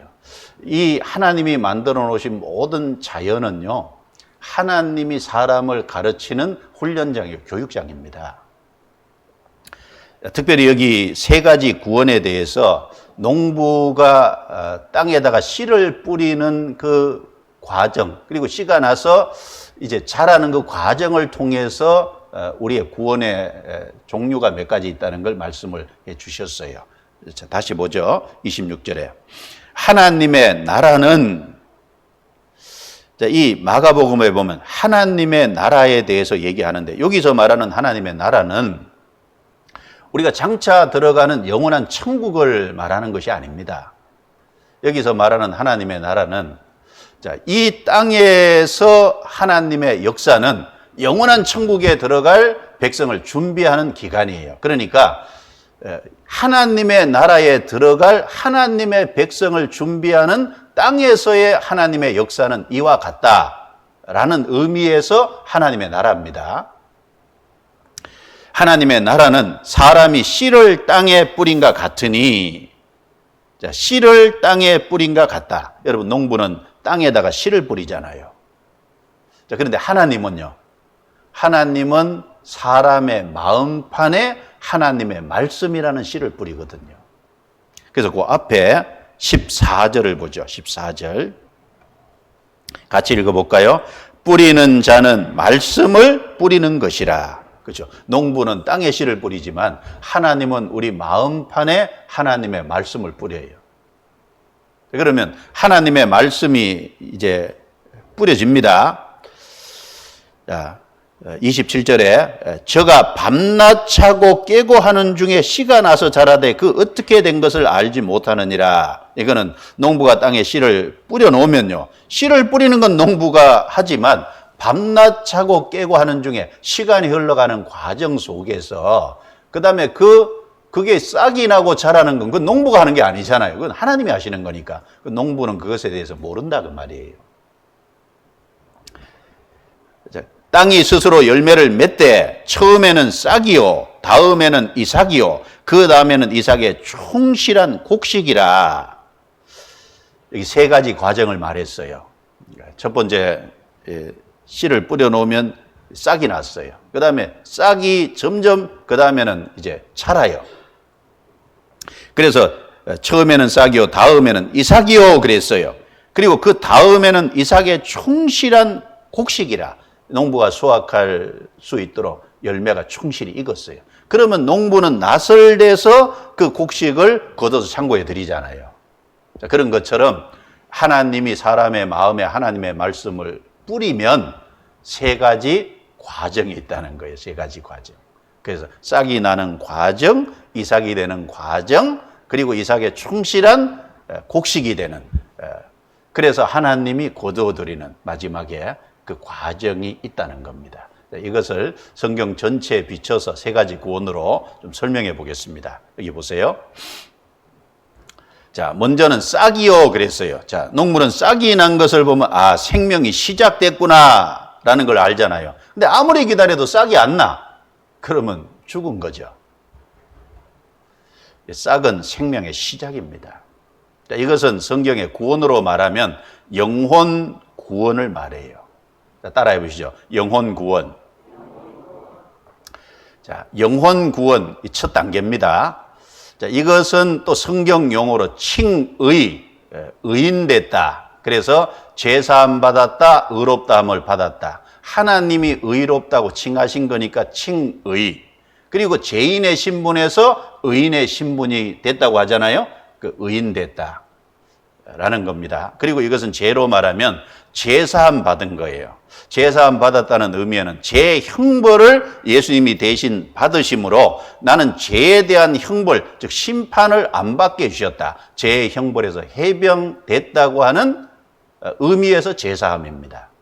그리고 이것은 믿음으로 얻고 이것은 단번에 얻어요. 평생에 딱 한 번 얻는 겁니다. 그리고 이 구원에 대해서 성경에 말씀할 때는 과거 완료형 시제를 사용하고 있다는 거예요. 보시죠. 자, 시간이 없어서 여기 옮겨왔어요. 그 성경 두 구절을 인용을 하면 베드로전서 1장 8절 9절에요. 예수를 너희가 보지 못하였으나 사랑하는도다. 이제도 보지 못하나 믿고 말할 수 없는 영광스러운 즐거움으로 기뻐하니 같이 읽습니다. 믿음의 결국 곧 영혼의 구원을 받음이라. 성경에 영혼의 구원이라고 말씀했죠? 영혼 구원. 자, 에베소서 2장 8절. 너희가 그 은혜를 인하여 믿음으로 말미암아 구원을 얻었나니 이것이 너희에게서 난 것이 아니요 하나님의 선물이라. 구원을 얻었나니 완료죠. 그리고 믿음으로 구원을 얻었나니 믿음으로 단번에 얻는 구원, 영혼 구원입니다. 자, 그리고 두 번째요. 그 다음에 싹이 났으면 시간이 점점 지나면요. 그게 이삭이 돼야 돼요. 싹인 채로 계속 있으면 안 되잖아요. 이것은 생명의 성장을 말합니다. 자, 이것은 구원으로 말하면 성품 구원, 생활 구원을 가리켜요. 따라해 주시죠. 성품 구원, 생활 구원. 자, 성품이 예수님처럼 바뀌어간다 그 말이고 생활이 구원받은 사람답게 변화돼 간다 그런 말이에요. 그래서 이걸 또 성경 용어로 성화라고 합니다. 거룩할 성자 할라자를 써서 거룩하게 바뀌어간다, 변화돼 간다 그 말입니다. 그리고 죄로 말하면 죄의 권세에서 해방이에요. 권세는 다른 말로 힘입니다. 구원을 받아도요 아직 죄가 우리를 자꾸 끌어당기고 우리를 넘어뜨리고 우리를 유혹하는 게 있어요. 그러니까 우리 육체 속에서도 죄의 정욕이 있고 그 다음에 세상이 우리를 유혹하는 게 있고 보이지 않는 마귀도 우리를 넘어뜨리려고 그게 전부 다 파워, 힘이잖아요. 세력, 권세입니다. 자, 이제 신앙이 성장하면 그런 죄의 권세, 죄의 힘에서 점점 이제 벗어나는 거예요. 그래서 이것을 다른 말로 하면 승리하는 생활이다 이런 표현도 써요. 승리하는 생활. 거기서 점점 벗어나니까. 자, 그리고 이 성품 구원, 생활 구원은요 순종하고 복종함으로 이루어가는 거예요. 그럼 한 번 순종하고 복종함으로 끝나냐? 그게 아니라 주님 앞에 갈 때까지 반복적이고 지속적으로 순종하고 복종하는 거예요. 자, 영혼 구원하고는 좀 다르죠. 영혼 구원은 믿음으로 단번인데 자, 이것은 순종하고 복종함으로 주님 앞에 갈 때까지 반복적으로 지속적으로 행해야 된다는 게 다른 겁니다. 그럼 어디에 순종하고 복종할까요? 하나님의 뜻과 하나님의 말씀에 순종하고 복종하는 겁니다. 그리고 이 구원에 대해서 얘기할 때는 현재형 시제를 사용했어요. 현재형 시제. 볼까요?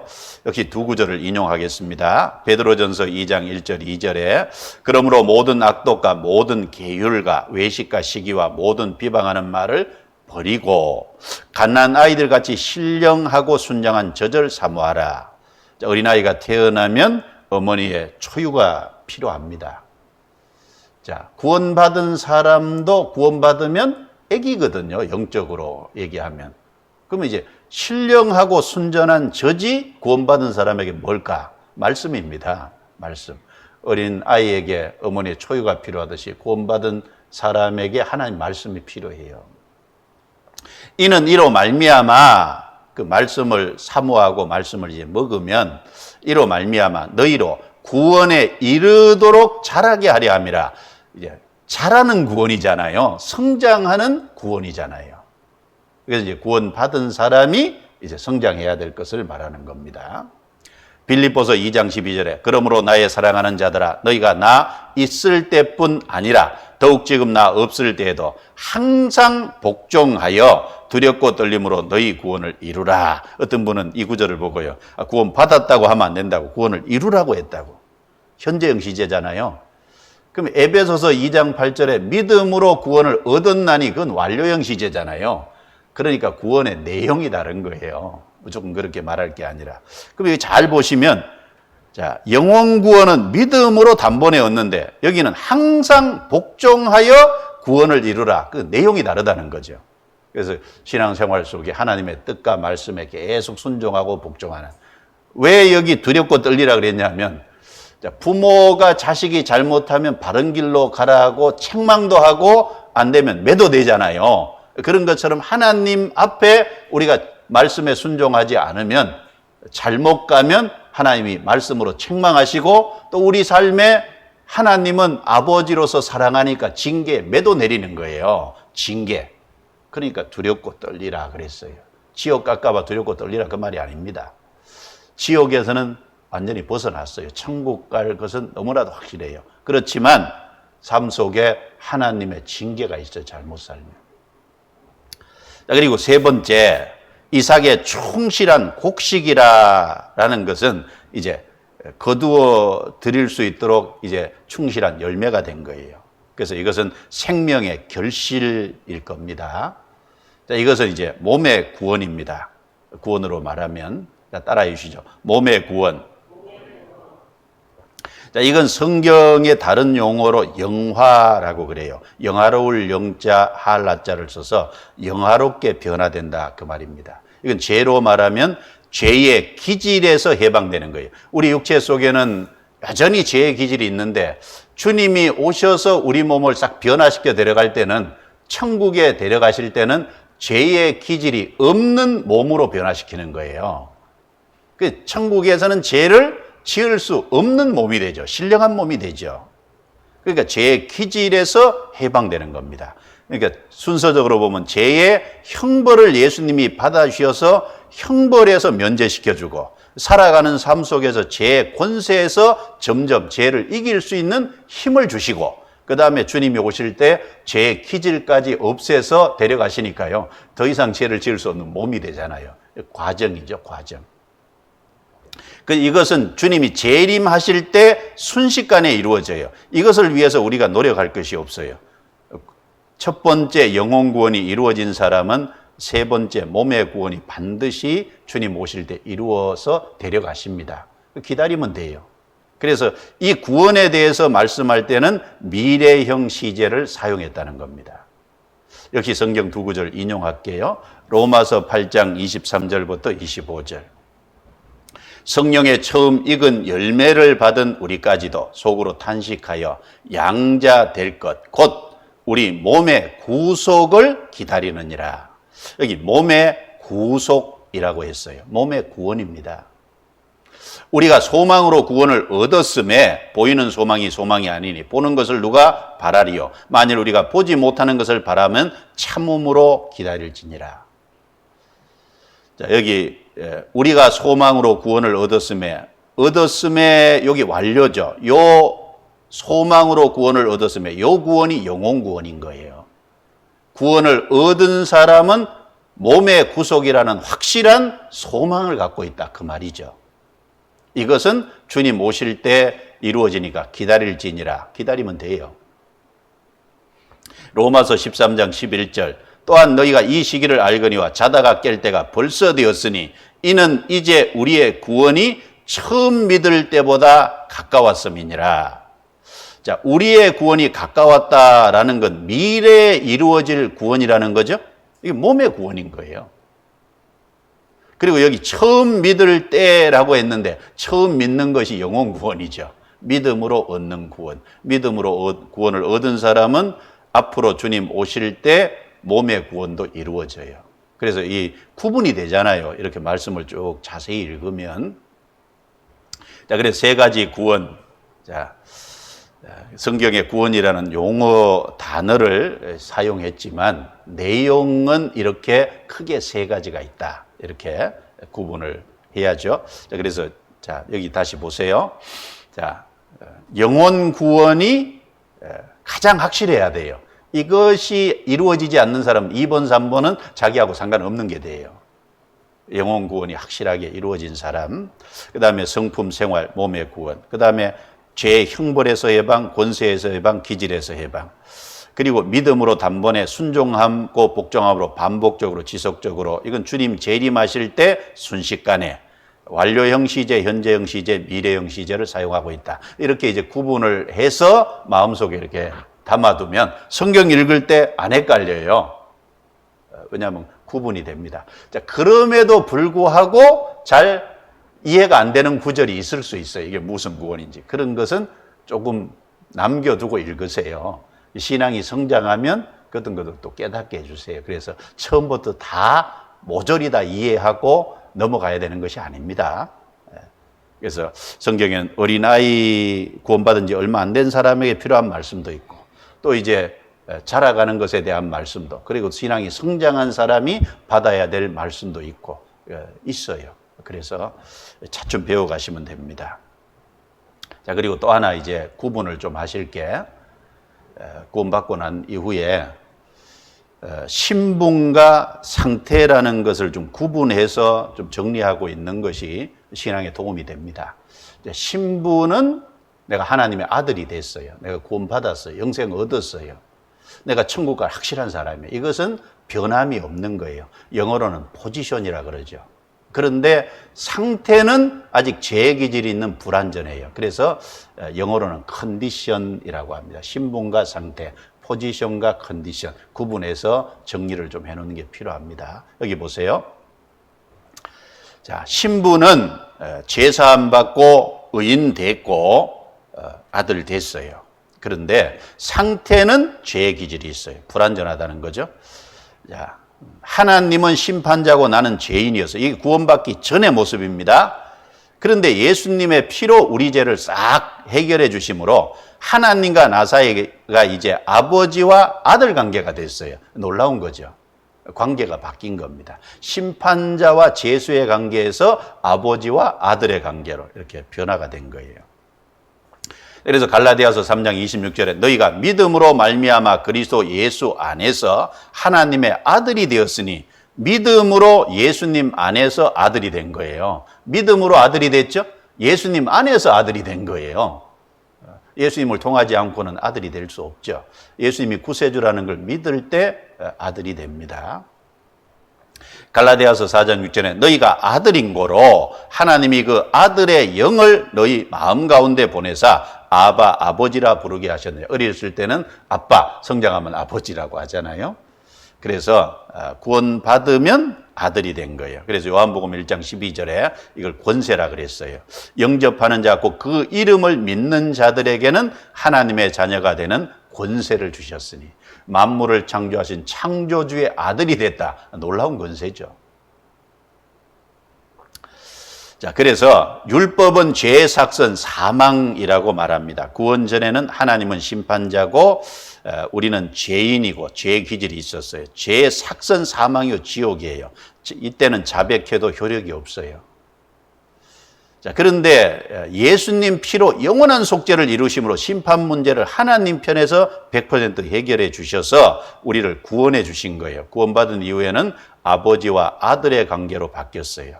근데 하나 주의해야 될 것이, 아들이 됐지만 죄의 기질은 여전히 갖고 있는 상태다라는 겁니다. 어떤 분은 이런 말을 해요. 내가 구원받을 때 예수님 피가 내 속에 들어오고 내 피는 소변으로 싹 빠져나갔다. 귀신 같은 소리 하면 안 됩니다. 어제 그 피가 오늘 그 피예요. 똑같은 피예요. 그러니까 피가 그대로니까 죄의 기질이 있다는 말이죠.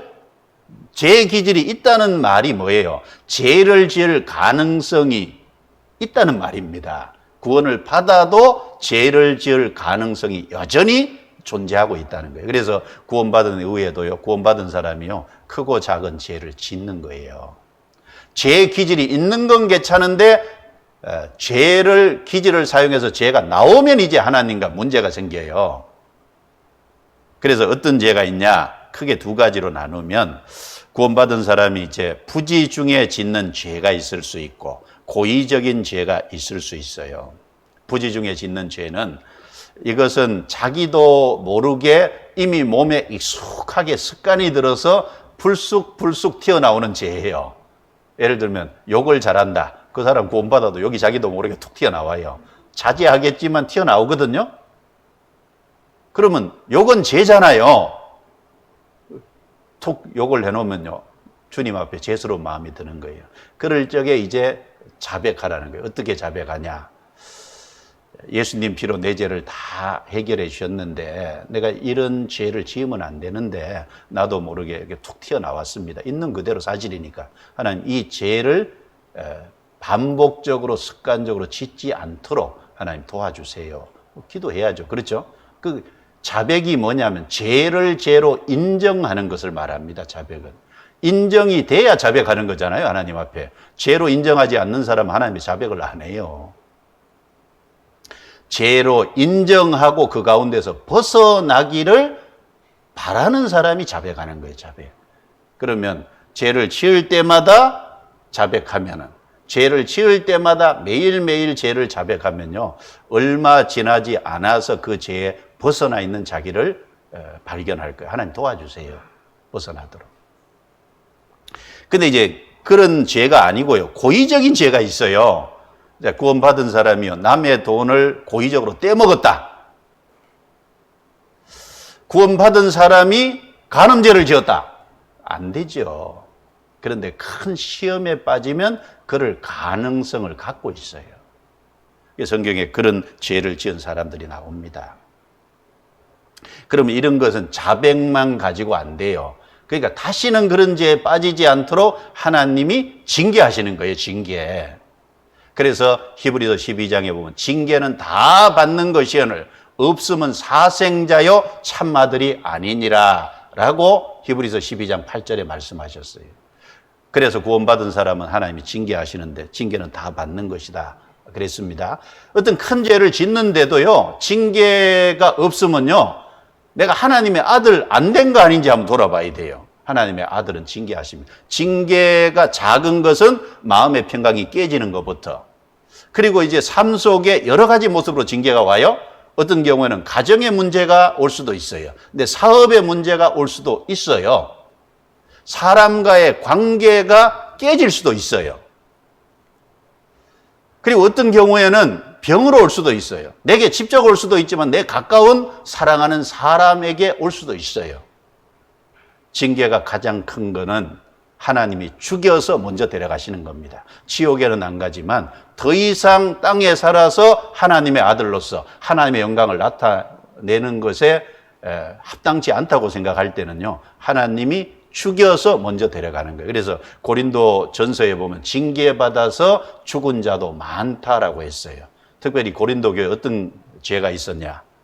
우상숭배 죄가 있고, 그래서 고린도 교회에 음행죄가 있었어요. 근데 그런 것을 짓고 안 돌이키는, 아니면 죽여서 데려갈 수도 있어요.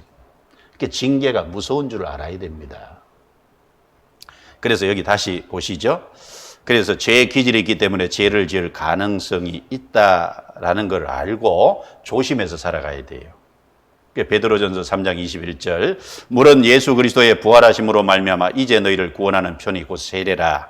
육체 더러운 것을 제하여 버림이 아니요, 같이 읽습니다. 오직 선한 양심이 하나님을 향하여 찾아가는 것이라. 자, 구원받고 침례를 받았다고 해도 육체 더러운 것을 제하여 버림이 아니라 그랬죠? 죄의 기질이 없어진 게 아니에요. 그러면 뭐가 달라졌냐? 구원받았다는 게 선한 양심이 하나님을 향하여 찾아가는 것이라. 구원받으면요, 하나님을 의지하려는 마음이 생겨요. 태도가 생겨요. 그리고 죄에 대해서 두려워하고 죄에 대해서 조심하는 마음이 있어요. 왜냐하면 예수님이 내 죄 때문에 돌아가셨는데 내 죄를 용서해 주신 것이 정말 은혜로 믿어진 사람이라면 내가 죄를 지을 때 다시 예수님을 십자가에 못 박는 것 같은 아픔과 죄스러움, 미안함을 느끼잖아요. 이렇게 죄에 대해서 조심하게 돼 있다고요. 자, 그래서 육체의 더러운 것을 제하여 버림이 아니라 그랬어요. 자, 그래서 우리 육체 속에 죄의 기질이 있기 때문에 죄의 기질이 있는 육체, 겉사람과 이 속에 하나님의 성령을 받은 속사람하고 다툼과 갈등, 싸움이 있다는 겁니다. 구원받으면 갈등이 있어요. 그래서 갈라디아서 5장 16절 17절에 내가 이르노니 너희는 성령을 좇아 행하라. 그리하면 육체의 욕심을 이루지 아니하리라. 육체의 소욕은 성령을 거스리고 성령의 소욕은 육체를 거스리나니 이 둘이 서로 대적함으로 너희의 원하는 것을 하지 못하게 하려 함이니라. 자, 육체의 소욕을 가진 죄의 기질을 가진 겉사람이잖아요. 이 눈에 보이는 세상에 사니까요, 보이는 것을 자꾸 따라서 가려 그래요. 근데 속사람은요, 하나님 생명을 받았잖아요. 하나님을 사랑하고 하나님 뜻대로 살라 그러고 영원한 것에 소망을 잇고 이 둘의 싸움이 있는 거예요. 장장 주일이 되면 내 가까운 이제 남편이든 아내든지 안 믿는 분이 날씨도 좋은데 좀 놀러 가야 되지 않겠냐고.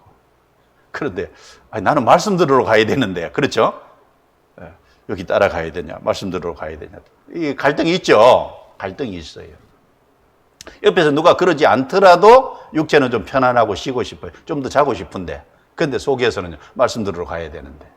처음에는 자꾸 져요. 그런데 일정 이제 시간이 지나면 점점 더 영혼이 튼튼해지고 강건해지면 그 육체의 소욕을 이기고 승리할 수 있다 그 말이에요. 점점 더 하나님의 뜻대로 이제 변화돼 갑니다. 자, 그래서 신앙생활의 적이 뭐냐? 적을 알면 이길 수 있죠. 자, 첫 번째는 죄의 기질을 가진 육신, 그리고 죄 많은 세상, 그리고 보이지 않는 마귀, 즉 사단. 이 세 가지가 우리 신앙생활의 적입니다. 그래서 야고보서 4장 1절, 4절, 7절에 이 세 가지를 말씀했죠. 자, 그럼 너희 지체 중에서 싸우는 정욕으로 쫓아난 것이 아니냐. 싸우는 정욕이 있는 우리 육체가 있어요. 그리고 간음하는 여자들이여 세상과 벗된 것이 하나님의 원수임을 알지 못하느냐? 그런즉 누구든지 세상과 벗이 되고자 하는 자는 스스로 하나님과 원수되게 하는 것이니라. 자, 세상과 벗이 되면은 하나님과 원수돼. 구원받은 사람도 세상을 짝하고 세상을 벗으로 삼을 수 있죠. 그러면 하나님이 그걸 싫어하세요. 세상입니다. 그런즉 너희는 하나님께 순복할지어다. 마귀를 대적하라. 그리하면 너희를 피하리라. 마귀가 있어요. 마귀를 대적하라. 그러니까 싸우는 정욕, 그 다음에 세상, 마귀. 이게 이제 3대 대적이에요. 그러면 이기려면 어떻게 해야 되냐? 이걸 이기고 승리하도록 하기 위해서 하나님 편에서 우리 속에 믿을 때 성령을 보내주신 거예요. 에베소서 1장 13절에 같이 읽죠. 그 안에서 너희도 진리의 말씀, 곧 너희의 구원의 복음을 듣고 또한 믿어 약속의 성령으로 인치심을 받았으니. 자, 진리의 말씀, 구원의 복음을 듣고 믿을 때 성령이 속에 오셔서 도장친다. 인친다는 건 도장, 하나님의 소유라는 도장입니다. 그런데 이건 느낌으로 아는 게 아니에요. 조금 이제 지나보면 확실한 건 제사함 받았다는 거고, 그리고 제사함을 믿게 해주신 분이 성령인데 믿게 해주는 동시에 내 속에 들어오시거든요. 내 죄를 속하여 주신 주, 내 속에 들어와 계시네. 내 죄를 속하여 주신 주, 내 속에 들어와 계세요. 보이지 않지만 조금 지나면 내가 마음이 바뀌어 있구나, 그걸 알아요. 성령이 오심으로 그렇게 된 겁니다. 근데 이 성령은 어떤 성령이에요? 은혜의 성령. 그래서 은혜를 계속 깨닫게 하심으로 감사한 마음이 생기도록 하고요. 진리의 성령, 그러니까 진리 가운데 살아가도록 돕고, 거룩한 성령, 이 세상의 죄에서 구별해 가도록 도우십니다. 그 성령이 우리 속에 와 계세요. 하나님이 우리를 아들로 삼아줬다는 건요, 아들답게 만들어갈 능력이 있으니까 우리를 구원해 주신 거예요. 그렇지 않아요? 그래서 아들답기 때문에 아들로 삼아준 게 아니고, 죄인을 구원해서 아들로 삼아서 아들의 신분을 먼저 주시고 이제 아들답게 만들어 가시는 겁니다. 아시겠죠? 남은 생에는 아들답게 만들어, 거꾸로 해요. 그래서 은혜의 성령, 진리의 성령, 거룩한 성령, 이십니다. 우리 속에 오신 성령께서. 그러면 이 성령의 인도하심을 받자면 어떻게 해야 되냐? 예, 위치를 잘 지켜야 돼요. 그래서 우리 육신적인 위치도 있고 영적 위치도 있는데 육신적인 위치를 잘 지켜야 됩니다. 이제 한 사람 부부가 같이 살다가요, 오손도손 한 사람이 다 구원을 받으면 한 사람은 소망이 하늘에 있어요. 그런데 아직 구원 안 받은 사람은 땅에 소망이 있잖아요. 그러니까 마음과 생각과 가치관이 달라요. 구원받기 전까지는 오손도손 그랬는데 구원 받으면 이제 좀 갈등이 생겨요. 왜냐하면 주님 뜻대로 살고 싶고 그래서 영원한 것에 위에서 보람되게 살고 싶은데 그게 이제 아내는 아직 구원 못 받았으니까 혹시 남편은 구원 못 받았으니까 세상적이잖아요. 눈에 보이는 것이 전부니까 그게 조금 갈등이 생겨요. 그런데 잘못 생각하면 내가 이렇게 갈등 겪는 것보다 이혼해 버리지 큰일 납니다. 그 육신적인 위치를 잘 지켜야 돼요. 왜냐하면 자기가 잘 지켜야 아내가 구원받고 남편이 구원받을 수 있잖아요. 하나님이 나를 구원하신 건 나만 위한 게 아니고요. 내 가족을 나를 통해서 구원하고자 하는 계획이 있다는 걸 아셔야 돼요. 그 위치를 잘 지켜야 됩니다. 그것이 직장도 그렇고 모든 것이 학생은 또 학생의 위치를 잘 지켜야 돼요. 그걸 동시에 그것보다 더 중요한 건 영적인 위치예요. 구원받은 사람이 있어야 될 위치가 어딜까요? 교회입니다. 교회는 하나님이 계셔서 머리로 계셔서 다스리는 몸입니다. 우리 개인은 지체예요. 그 교회에 대해서 바르게 알아야 돼요. 내가 그 가운데 있음으로 말씀도 공급도 받고 그 가운데 있음으로 주님의 사랑을 실천하는 장소기도 하고 그 가운데 있음으로 내가 교회와 연결돼서 말씀을 듣고 구원받았잖아요. 나를 위해 수고해 준 분이 없으면 내가 어떻게 구원받아요? 그래서 내가 그 교회 안에서 연합할 때 그 교회를 통해서 이 세상에 복음이 전해지는 겁니다. 잘 들어보세요. 자, 이스라엘 민족은 구약 성경에 예수님이 오실 통로로서 귀하게 사용되어 있잖아요. 맞죠? 근데 만약에 이스라엘이 끝까지 순종했으면 하나님이 복음을 이스라엘에게 맡겼을 거예요. 근데 이스라엘이 예수님도 배척하고 십자가를 통해 완성한 복음도 배척함으로 이스라엘 민족을 전 세계에 흩어서 가는 곳마다 하나님이 징벌하셨죠. 그럼 그 복음은 누구에게 맡겨놨어요? 복음은 개인이 아니라 교회에다 맡긴 겁니다. 그 복음을 주님 오실 때까지 전하라고 교회에다 맡긴 거예요. 우리가 그 교회 안에 있을 때 연결될 때 구원도 받고 그 교회를 통해서 이 세상에 복음이 전해지도록 하나님이 계획하신 겁니다. 신앙생활은 혼자 못합니다. 그래서 연결이 돼야 돼요. 근데 그 교회 중에 어떤 교회? 생명이 있는 교회, 하나님이 역사하시는 교회. 자, 마귀가 다른 건 다 따라해도요, 구원받는 역사는 그건 하나님의 주권에 속하기 때문에 구원받는 역사는 마귀가 흉내 못 내요. 특별히 구원의 역사가 있는 교회. 내가 여기 연결돼서 구원받았으면 주님이 날 여기 연결시켜 놓은 거예요. 여기 연결돼서 신앙생활을 잘 하시면 그 가운데서 내가 귀하게 쓰임 받는 겁니다. 그 교회에 대해서는 앞으로 자세히 배워야 될 거예요.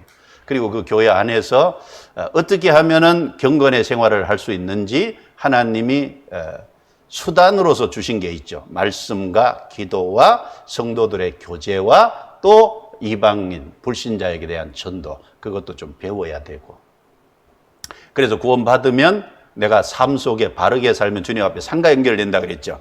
잘못 살면 징계받아요. 주님 앞에 갔을 때 부끄러움이 있어요. 그래서 내가 주를 위해서 살면 주님은 내 삶을 책임지십니다. 그래서 그 주님 앞에 상도 대한 것도 성경을 좀 우리가 배워야 돼요. 앞으로 배울 것이 많습니다. 배우는 만큼 순종하고 그렇게 살아가시기를 바랍니다. 그래서 주님 앞에 섰을 때요, 칭찬과 존귀와 영광을 다 받는 각 사람이 되기를 원합니다. 기도드리겠습니다. 하나님 감사합니다. 소중한 시간을 주시고 또 말씀을 통해서 구원의 은혜를 알게 하시고 또 어떻게 살아야 될지 삶을 교훈해 주신 것도 감사합니다. 믿음으로 받아 구원받은 것처럼 또 생활에 관한 많은 말씀도 앞으로 믿음으로 받고 살아갈 수 있도록 도와주시기를 기도합니다. 이번에 말씀 듣고 구원받으신 분들 신앙을 든든히 세워주시고 말씀 위에 굳건히 세워주셔서 진리를 향해서 하나님 앞에 바르게 걸어가게 해 주시옵소서. 광명교회를 통해서 더 많은 천국에 들어갈 알곡이 탄생되게 해 주시고 그 일에 우리 개인과 가정을 귀하게 사용해 주시옵소서. 때마다 일마다 도와주시고 하나님의 인도하심 가운데 살아가게 해 주시옵소서. 우리를 구원해 주신 주 예수님 이름으로 기도드려옵니다. 아멘.